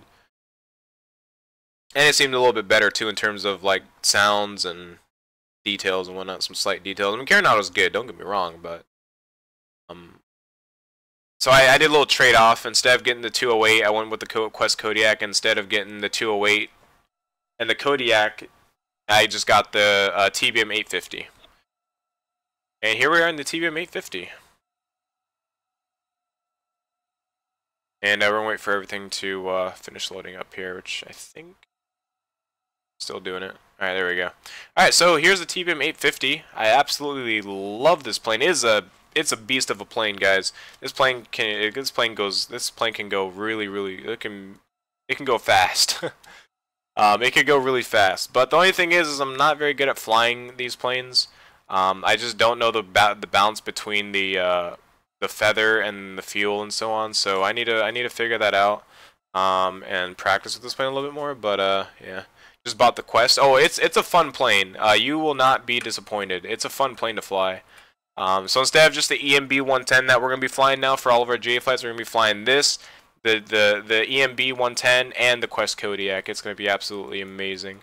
And then these kind of get in the way. I just kind of move them parallel, or not parallel, but kind of horizontal with like where I'm looking. So yeah, this plane is also a little bit of a challenge to fly, and I actually need the checklist for this plane because I'm not 100% sure with this plane yet. So like I said, the checklist is not too demanding. It's pretty decent, but I do have to do some checks to make sure we get everything for this aircraft. So let's run through the checklist as fast as we can. Normal mask and micro inverter, I think that's down here somewhere. Yep, normal mask and all that stuff is good. I think that's supposed to be armed, so it is in the armed position. I believe with the red light off, that is in the armed position. Fuel or flight control lock. All that stuff is on here, so let's go ahead and remove all of that stuff. Volume's good. Where's the static elements? There we go. Remove that. You can also open the doors too. It's pretty cool. You can change the liveries as well. Really cool looking. Let's go and clear that off. Flight control lock, flight controls, deflections checks, so on and so forth. Park brake should be set. Let's go and make sure. Can't remember where the park brake was actually on this plane. There it is right there. Manual override control is in the position. There we go. There's some cautions here. Don't you worry about. Power lever is set to idle. We're gonna set the feather back. Let's move that forward and bring this back to cutoff. There we go. Alright, condition lever set to cutoff. Flaps controls are up. So fuel selector is on left or right, and they're set. Basically set these to whichever one you want. I guess you could set it. There's really no set to both. You could turn them off, but that's obviously turns the fuel off. So we're gonna go on the left fuel tank first, and we'll of course we'll check our fuel once we get. But we should have enough to do some laps around. Landing gear, emergency control levers, pulled down. Yep, we're good. Alright, don't need to worry about that. ECS bleed switch. ECS bleed switch, I think that's down here. ECS bleed switch is off. I believe, yes, it is off. And that's set to manual, I believe. That has to be set to manual. Dump switch is guarded. Air conditioning switch is... okay, it was in the off position, so that's good. Static air control knob. I have no idea where that was. I think we just saw that not too long ago, though, didn't we? I kind of feel like... oh, it's right here, I think. Or it's one of these two. I think they're fine. We don't need to worry about it, though. RAM air control knob. Let's... what am I turning? Oops. Alright, so that's good. Avionics master switch is off. Stuff is good. Fuel is good to go. Fuel selector is manual. Actually, wait, where is the fuel selector? I think it's on manual, right? So, like I said, I'm still learning this aircraft, so everything's kind of new to me and like where everything is. So, I think it's on manual. It should be on manual for the most part, if I can remember. Just gonna get some music playing so that way it's not so boring and dull. Cause, yeah, reasons. Keep it down a little bit though. I just want to read the comments. I see you guys are putting some things in the comments here. Also, Matt's A330 is probably going to be only for P3D when it first comes out. When it first comes out, yes, I think I do believe that's the case. But he does have a version out for X-Plane 11 already. But it's just like the normal model. It's just the model. That's it. Nothing else really. Jack Lewis, who made the 787, the A850 is a great plane. Well, I'm sure it is. I actually flew it once. It's a great plane. I actually love it so far. The 787 was made by Magnite. Don't hop over the up gate under 1500 MSL. Don't hop over the up gate. What do you mean by that? The up gate, is it somewhere here? Oh, you're talking about this here, the flaps? You're talking about the flaps, right? So like how you go up to 850? Flaps. Oh, okay, gotcha. Yep, gotcha. That's okay. That's what I was thinking. Well, thank you for that, because I completely went to 850 mode when I was flying last time. Thank you for that, Jack. Okay, where was I at? Let me go back to the checklist here and see where I was. Fuel's good. Engine part or engine starts are good to go. Actually, wait, the fuel. Crap, I lost my spot. All right, the fuel I think was down here, right?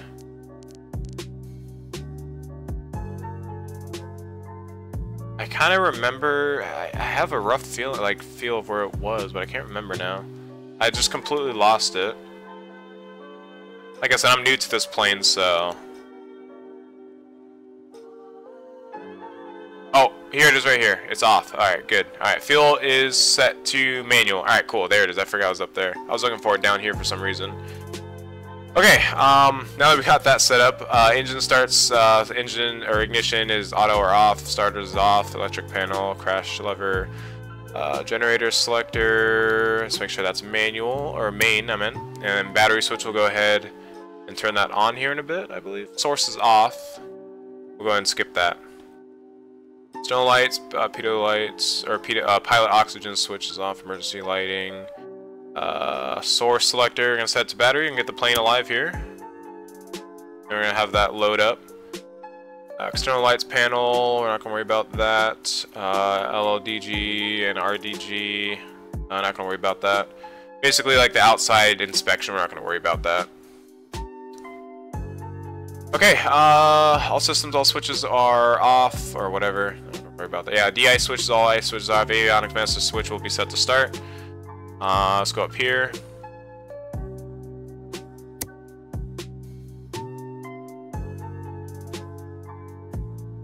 We'll get the avionics on. Alright. So avionics are all on and good to go. Cast display, not going to worry about that. Lights and left, and let's go and check the fuel quantities. We are good on the fuel quantities. External lights panels are good. Flaps are going to be set to landing. Actually, no, wait. That's for the outside inspection. We're not going to worry about that. I do believe that's for the outside inspection. I do need to shorten this checklist because a lot of stuff here is really something I don't need, but yeah. Pitot left and right on. We'll get that here in a bit. Let's actually go and get it on now. Where's the pitot at?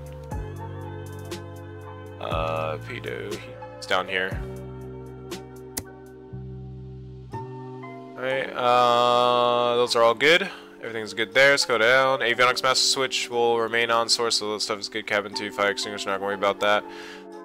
Doors stairs, not gonna worry about that. Airplane outside, I'm gonna skip all this stuff here. This is more outside check stuff, and I'm not gonna worry about that because we're not outside. We're not worried about that. Before starting engine, let's go and get ready to start the engine. Pre-flight inspection complete.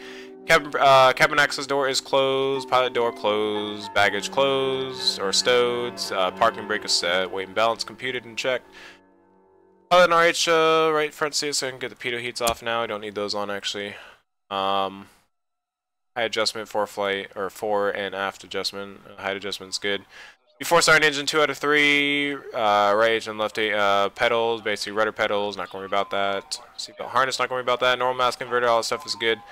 Landing gear controls down. Avionics master switch is already on. Radio VHF ignition switch is set to auto or off.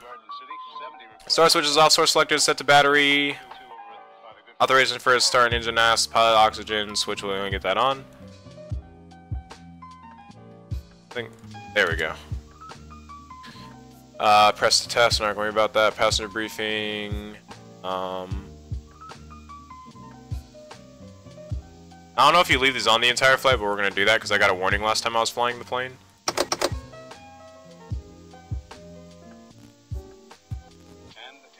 Okay, we're fine. And sorry if you guys put in chat, I'm trying to start this plane because it takes a while to get through this checklist. I'm trying to skip all the non-important stuff. Co-pilot and pilot mask, not going to worry about that. Passenger briefing is required, not going to worry about that. Let's go ahead and get those turned off. Those are kind of annoying. Passenger briefing, not going to worry about that. Access door, all stuff is good. Before starting engine 3, fuel, quantity check, tank selector, left and is set to left. Fuel selector switch is going to be set to auto. And auxiliary, I think it's boost pump? I don't know. I don't know what BP is. Warning cast message, not going to worry about that. External lights, I'm going to get that set up here. So let's go and go taxi, nav, strobe. I need that. Alright, in case of night flight, not going to worry about that. We're not flying at night time. Before before selecting source, check ignition switch is auto or off, and that's true. Start switch is off. Inertial separation is off. Landing gear control is down. Electric power, source is battery, voltage checked. Engine controls, good and good. Power lever's idle. Prop is set to max RPM. No, it's not. It's going to set to max RPM.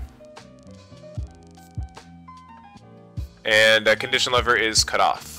And we'll get ready to start the engine. So flaps are up. Fuel panel's on. Auxiliary BP sump will get on. Propeller area clear. Start panel. Ignition switch will be set to auto. And it should be coming to life. Set to low. Alright, let's see what you guys got. Infinite Guy, what's up? Welcome to the stream. Glad you can make it. Hopefully you're doing well.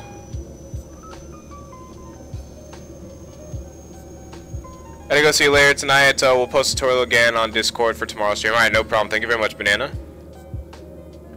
850 gives you the 850 horsepower and 121.4% torque max. Oh, okay. You're gonna have to help me fly this plane because I overspeed. I break this plane, so you're gonna have to help me with this. Bleed is off. The bleed should be. There we go. Fuel imbalance, we're not going to worry about that. I'm actually going to go with the right tank instead, actually. So that way we don't get that imbalance. So after the engine started, which it is, we got a successful start. Monitor, all that stuff is good. ITT. We have to go and set this up here. Alright, so ITT is 870 for 20 seconds max, 1000 degrees Celsius 5 seconds max, and we're good. Oxygen closed. Actually, I think we have to open those. Yeah, I think we do. Yeah, we do have to open those. Fuel imbalance. Not gonna worry about that main generator. Let's go and go to. Make sure that we got everything. So start an engine using. Okay, we already got that. A lot of stuff is good.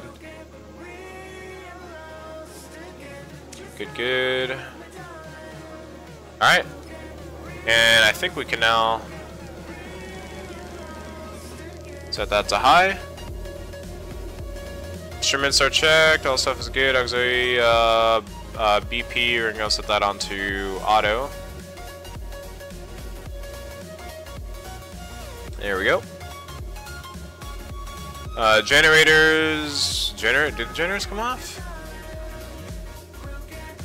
Really boost pump. Did that come off now? Check. It said auto. Now it still wants me to turn off. Oh no. Okay. Alright, we're good. We're fine. Generator... do we turn the generator off? We're gonna turn the generator off. I don't think we do that. I'd say, why is it getting an error right there? That's weird. Master caution light? Oh yeah, let's go clear that. It's something with this, so the park brake's fine. I think it's the main generator and starter too. It's gonna turn the starter off. We can turn the starter off. I think it's because of the fuel imbalance. I think that's why. It's because of the fuel imbalance, yeah. I don't know how to...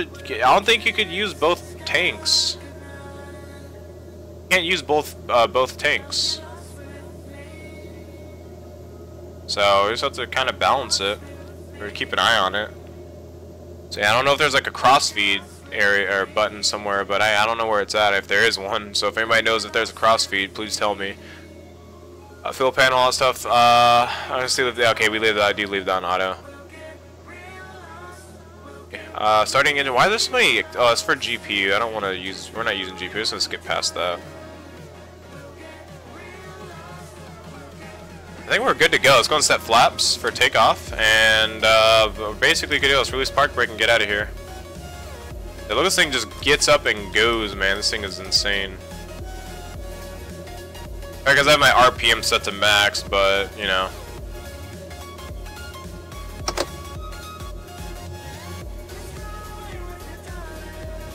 Great looking plane, however, there should be more of a turbine sound from the engine, especially when starting. Here, let me, it's probably because my sounds are super low.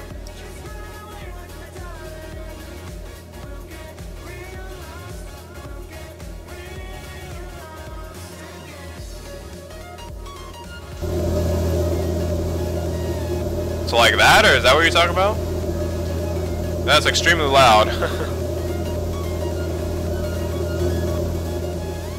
I just have it set really low because this plane is extremely loud. Alright, so let's go, so the cool thing about this G1000 actually has a little keyboard down here.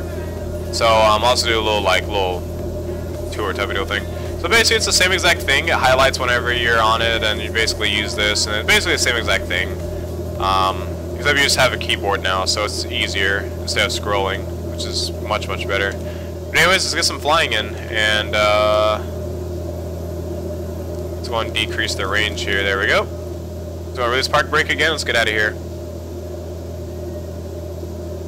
Yeah, look at how fast this plane just gets up and goes, man. It's absolutely crazy. Yeah, I think it's because we have high RPMs right now. RPM is like set to high, so let's go ahead and turn on to the runway here.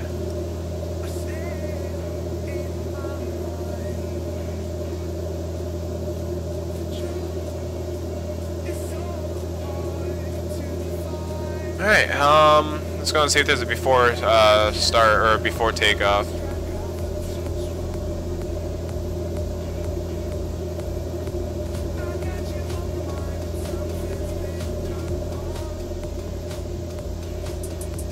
Oops, that's not what I wanted. Uh-oh. Whoops, that's the wrong one. Alright, we're good there. I did not want to do that. Anyways, master switch is all good. AP trims, master switch. Trim should be fine. We'll see. Alright. I think we are good to go. Yeah, let's get out of here. Let's just do some circuits.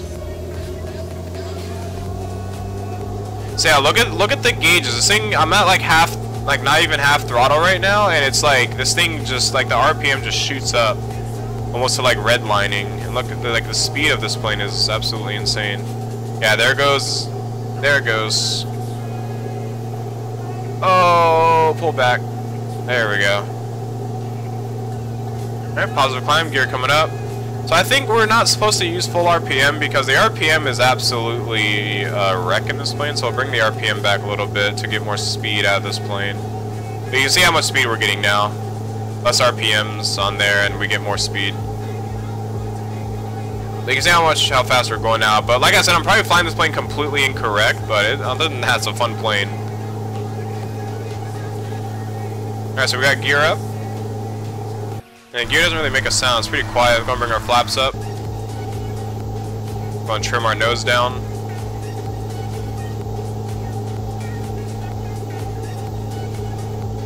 Yeah, I think you're supposed to bring the RPM back a little bit, but other than that, we're up in the air and we're fine. Like I said, this thing has a lot of get up and this thing is just, the nose keeps on pitching up on us. So go and bring that nose down. And we'll start making our turn for final here.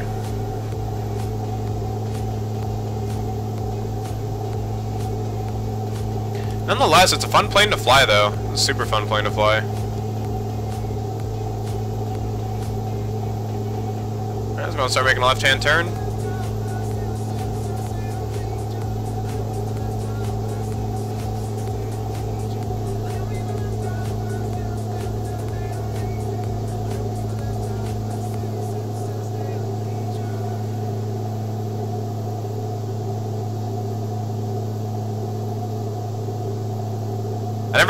I tried out the autopilot. The autopilot's actually pretty good. It actually is. It's a really good plane.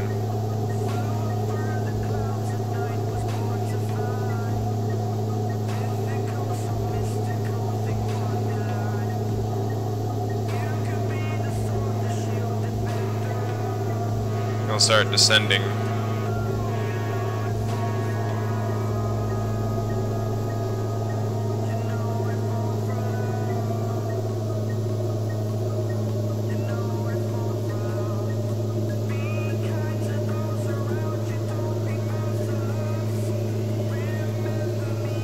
Going pretty fast. Basically, the way to counteract that is just add the RPM, and then we will slow down a little bit if we stop descending here. And actually, like it sped us up. Let's go and bring it back.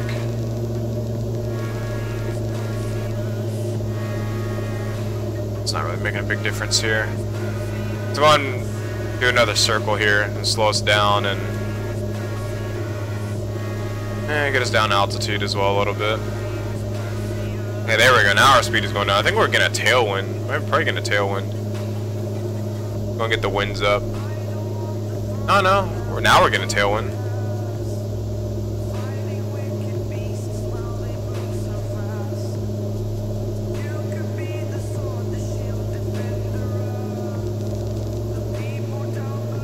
Gonna bring our RPM back up.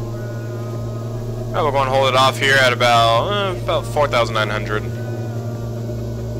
We'll make another loop around and then bring it in.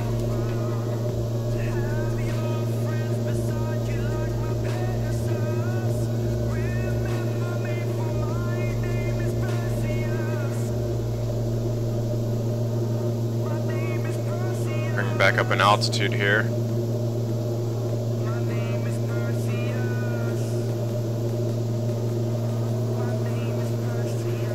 So I think the landing speed for this plane is around like 80 knots. It's a pretty, it could go fast and it could go slow. So it's a pretty cool aircraft. I don't know what the flap limit is for this plane, so if I break the flaps...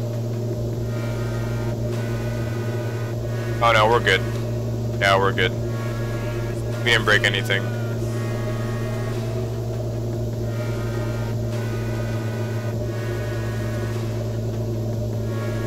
So I actually never landed this plane.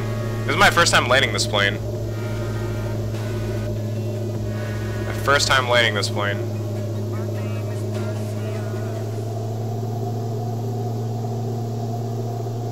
Alright, so our flaps are set to landing. Let's go ahead and try to maintain around 180 knots. We're going to bring gear down.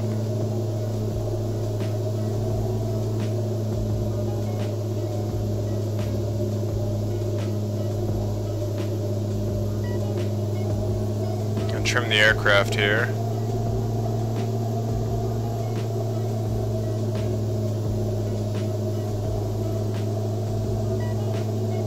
I don't know why, but you land like 70 knots in a Cessna, it doesn't seem like you're going this fast. You go in this plane, it seems like you're going like 200 knots for some reason.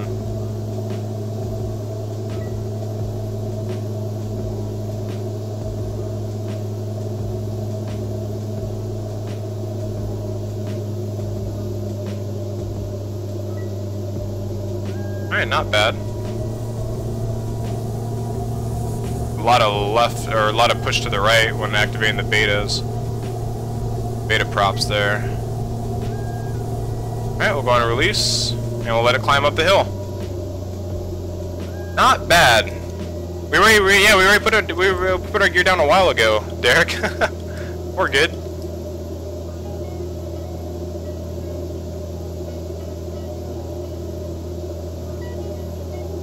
Alright, let's go and bring our flaps up. I hope I didn't put it up to 850. I think I did. Whoops.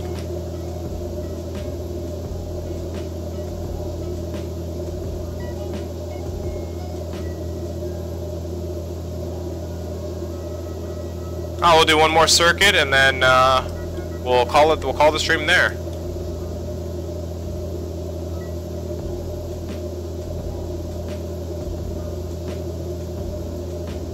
Go and set flaps for takeoff. It looks like we are good to go. That's really cool. I like it. I like the wing design. It's really cool. All right. Actually, you know what? We're gonna try something else different here. Before we do that, let's go and bring our RPM back a little bit. Get a little bit more juice out of the throttles. All right.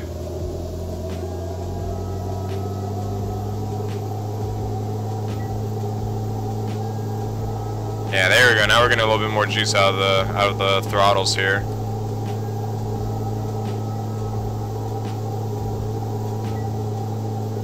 Alright, go and bring that nose up. And gear's coming up.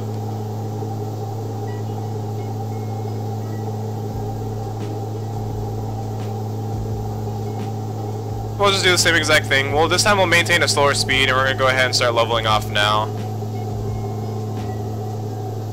We'll do the same exact thing. We'll go over the river, maintain over the river. We're going to bring our flaps up.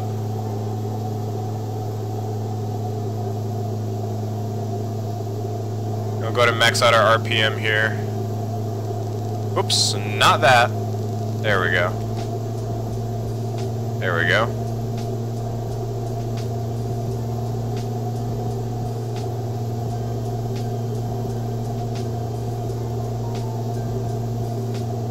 Actually, I don't like how we're already redlining our RPM. Let's go and bring it back. Alright. I'm gonna try to keep it around about 110 to 120 on the speed.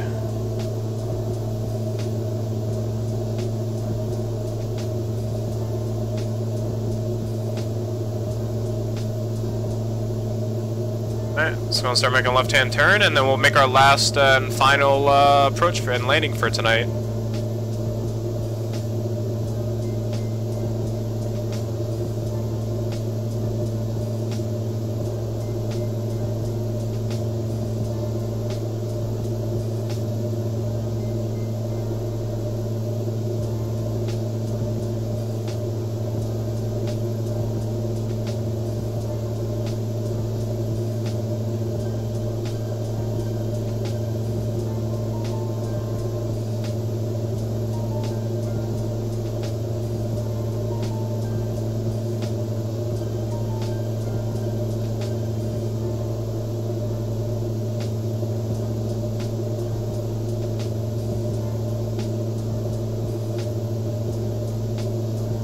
Trim the aircraft here.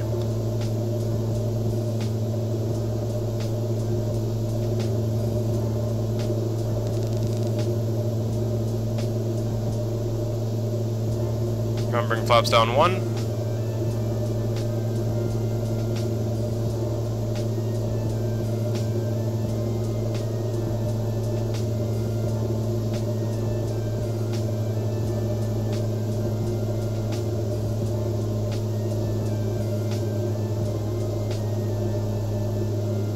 We go flaps to landing. We want to bring our gear down.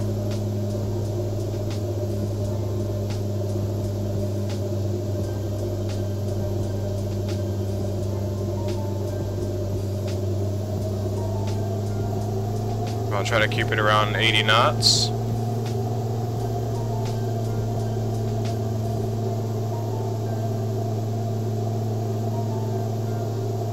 I'll try to make this last one as smooth as I can, as best as I can, but no promises. This is only my second time landing this plane, so no promises.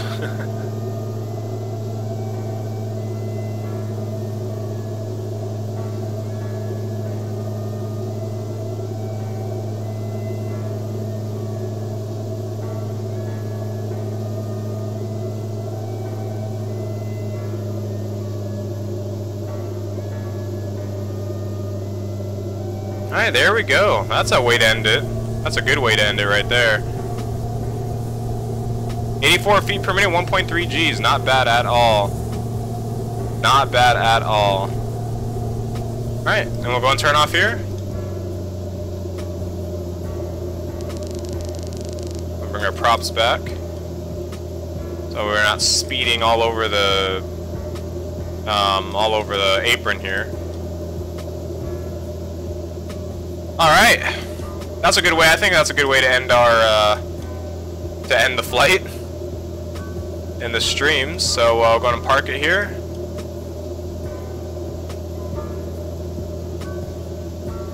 I do the best parking job I can here. It's probably crooked as all hell, but whatever. Alright, let's go and pull the park brake. I never actually throttled down the engines before, so let's go ahead and bring this back. Oh, that sounds so good.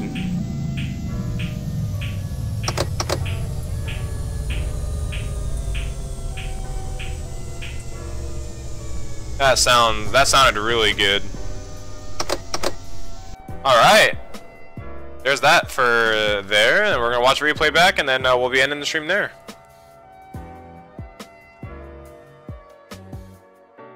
So we'll watch it all the way back to our first takeoff, roughly.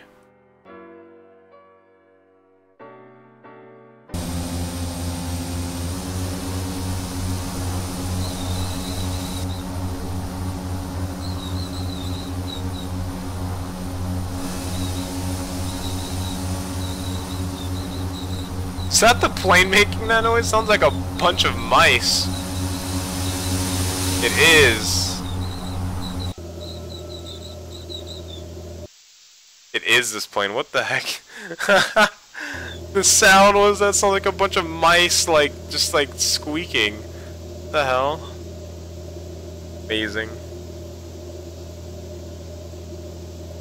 Actually, you know what? Let's watch it from a different view here. Let's watch it from this a little spectator view here.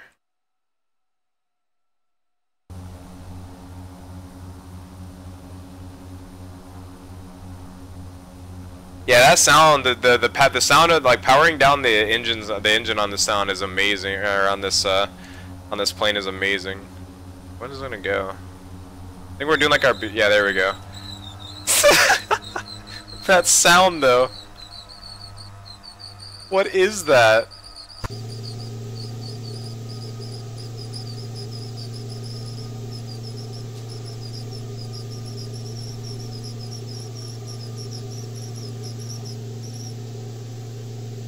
I think it's something with the landing. I think it's the landing gear squeaking or something.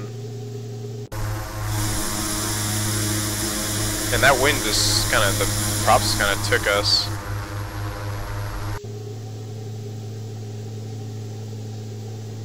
Damn, alright, let's go ahead and fast forward it to our approach. When we had to do a little extended approach there. There goes the gear.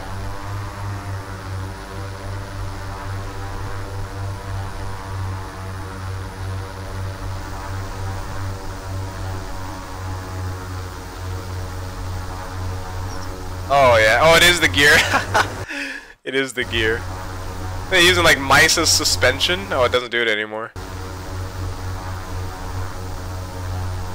Actually, pretty good. Was that? Yeah, that's pretty good. We're gonna watch it from here. Actually, no, we'll go this way because you got the little golf people playing golf over here. I think there's people on the left too, but cool. It's touchdown. It's pretty smooth.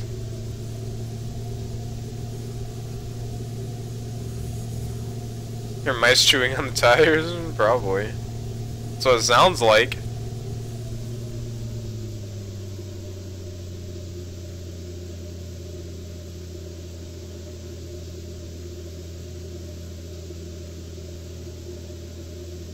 Alright, so that's that lane. We're gonna check out the last one, then we'll end it there. We watch the takeoff on this one. Watch from this angle this time. Someone needs a brake change. Yeah, it sounds like it. It's not doing it anymore though. So I wonder if it's just like temporary or something.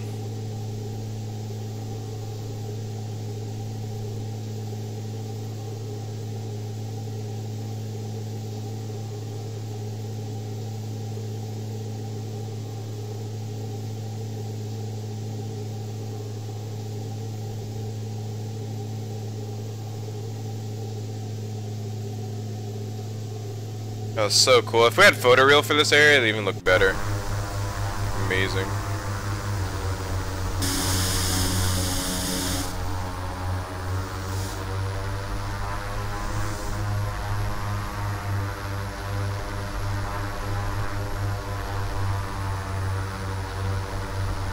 I'm gonna watch this smooth landing. It was a good landing.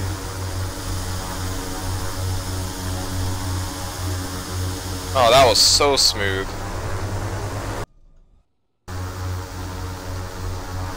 Probably my best landing in a GA plane.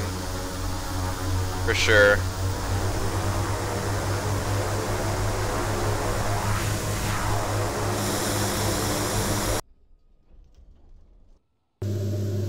Listen to the beta sounds. The beta props.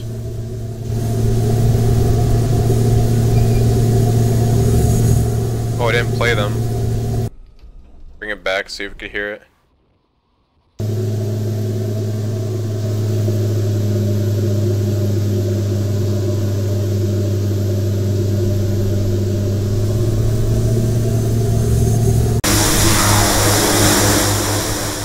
That is loud. Nah, it doesn't do it very well inside, but it does outside. Let's go and watch from a wing view and then land it there. Let's see, which side should we do? We'll do this side this time. We did the other side last time.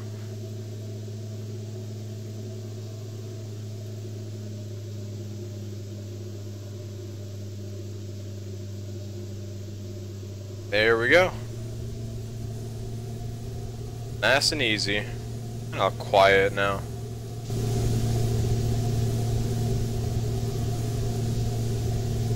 Alright, got some people playing golf there. Alright guys, that's gonna about do it. Hopefully you guys enjoyed my little review on the 787 beginning, and of course these three aircraft. Hopefully it has intrigued you guys to buy these aircraft. These aircraft are made. The TBM850 is such a beautiful plane. We're going to be flying this plane a lot. The Quest Kodiak, we're going to be flying that plane a lot. The 787 will fly on and off from time to time as it progresses and it gets better. So we'll see about that. Other than that, let me see. So before we get into the outro, I just want to say tomorrow at around, I don't know, let's see, maybe about 1 or 2 o'clock my time, which is Alaska Standard Time. 1 or 2 o'clock, or 2 or 3. 1 or 2 o'clock Pacific Standard Time. 2 or 3 o'clock for Mountain Time. 3 or 4 o'clock for Central. 4 or 5 o'clock for Eastern, if that makes sense. So basically, Pacific is 1 hour ahead of me. Mountain Time is 2 hours ahead of me. Central is 3 hours ahead of me, and East Coast is 4 hours ahead of me. So if you're anywhere in the U.S. And you're any part of those time zones, just remember that if you're Pacific, you're 1 hour ahead of Alaska. If you're Mountain Time, you're 2 hours ahead of Alaska. If you're Central, you're 3 hours ahead of Alaska. If you're East Coast, you're 4 hours ahead of Alaska. So if you ever get confused, just remember, just think of the United States in like sections. Alaska is the first section from the left, and going all the way to the right is the 5th section. So, you know, Alaska time, Pacific, Mountain, Central, so on. As for anybody else anywhere, such as people in the UK, I have no idea what time it will be for you guys. But, let's see, and then giveaway. There's going to be a giveaway tomorrow during the VA. We're going to be doing FS Cloud, by the way, for the flights. So, Bananagram, who was here earlier, he did post in Discord about the tutorial on how to install FS Cloud. So if you guys want to do the group flight tomorrow, and there's no ATC required, you don't have to know ATC, you just get in and fly just like any other multiplayer, you know, flight sim, like Flight Simulator X, basically. But we like to keep it legit, so don't, you know, be bumping into each other or anything like that, or anything ridiculous like that. And yeah, and that'll be posted on Discord on the schedule and our route and everything. So if you guys want to know the route, I will be posting that tomorrow. And other than that, I think that's everything. The giveaway is going to be two $50 X-Plane store credit gift cards, basically. Not actual physical cards, but basically, you know, it's like sending $50 to you. But other than that, guys, hope you guys enjoyed tonight's stream. Hope you guys have a great rest of your night. And as always, we'll see you guys in the next one. Have a great night.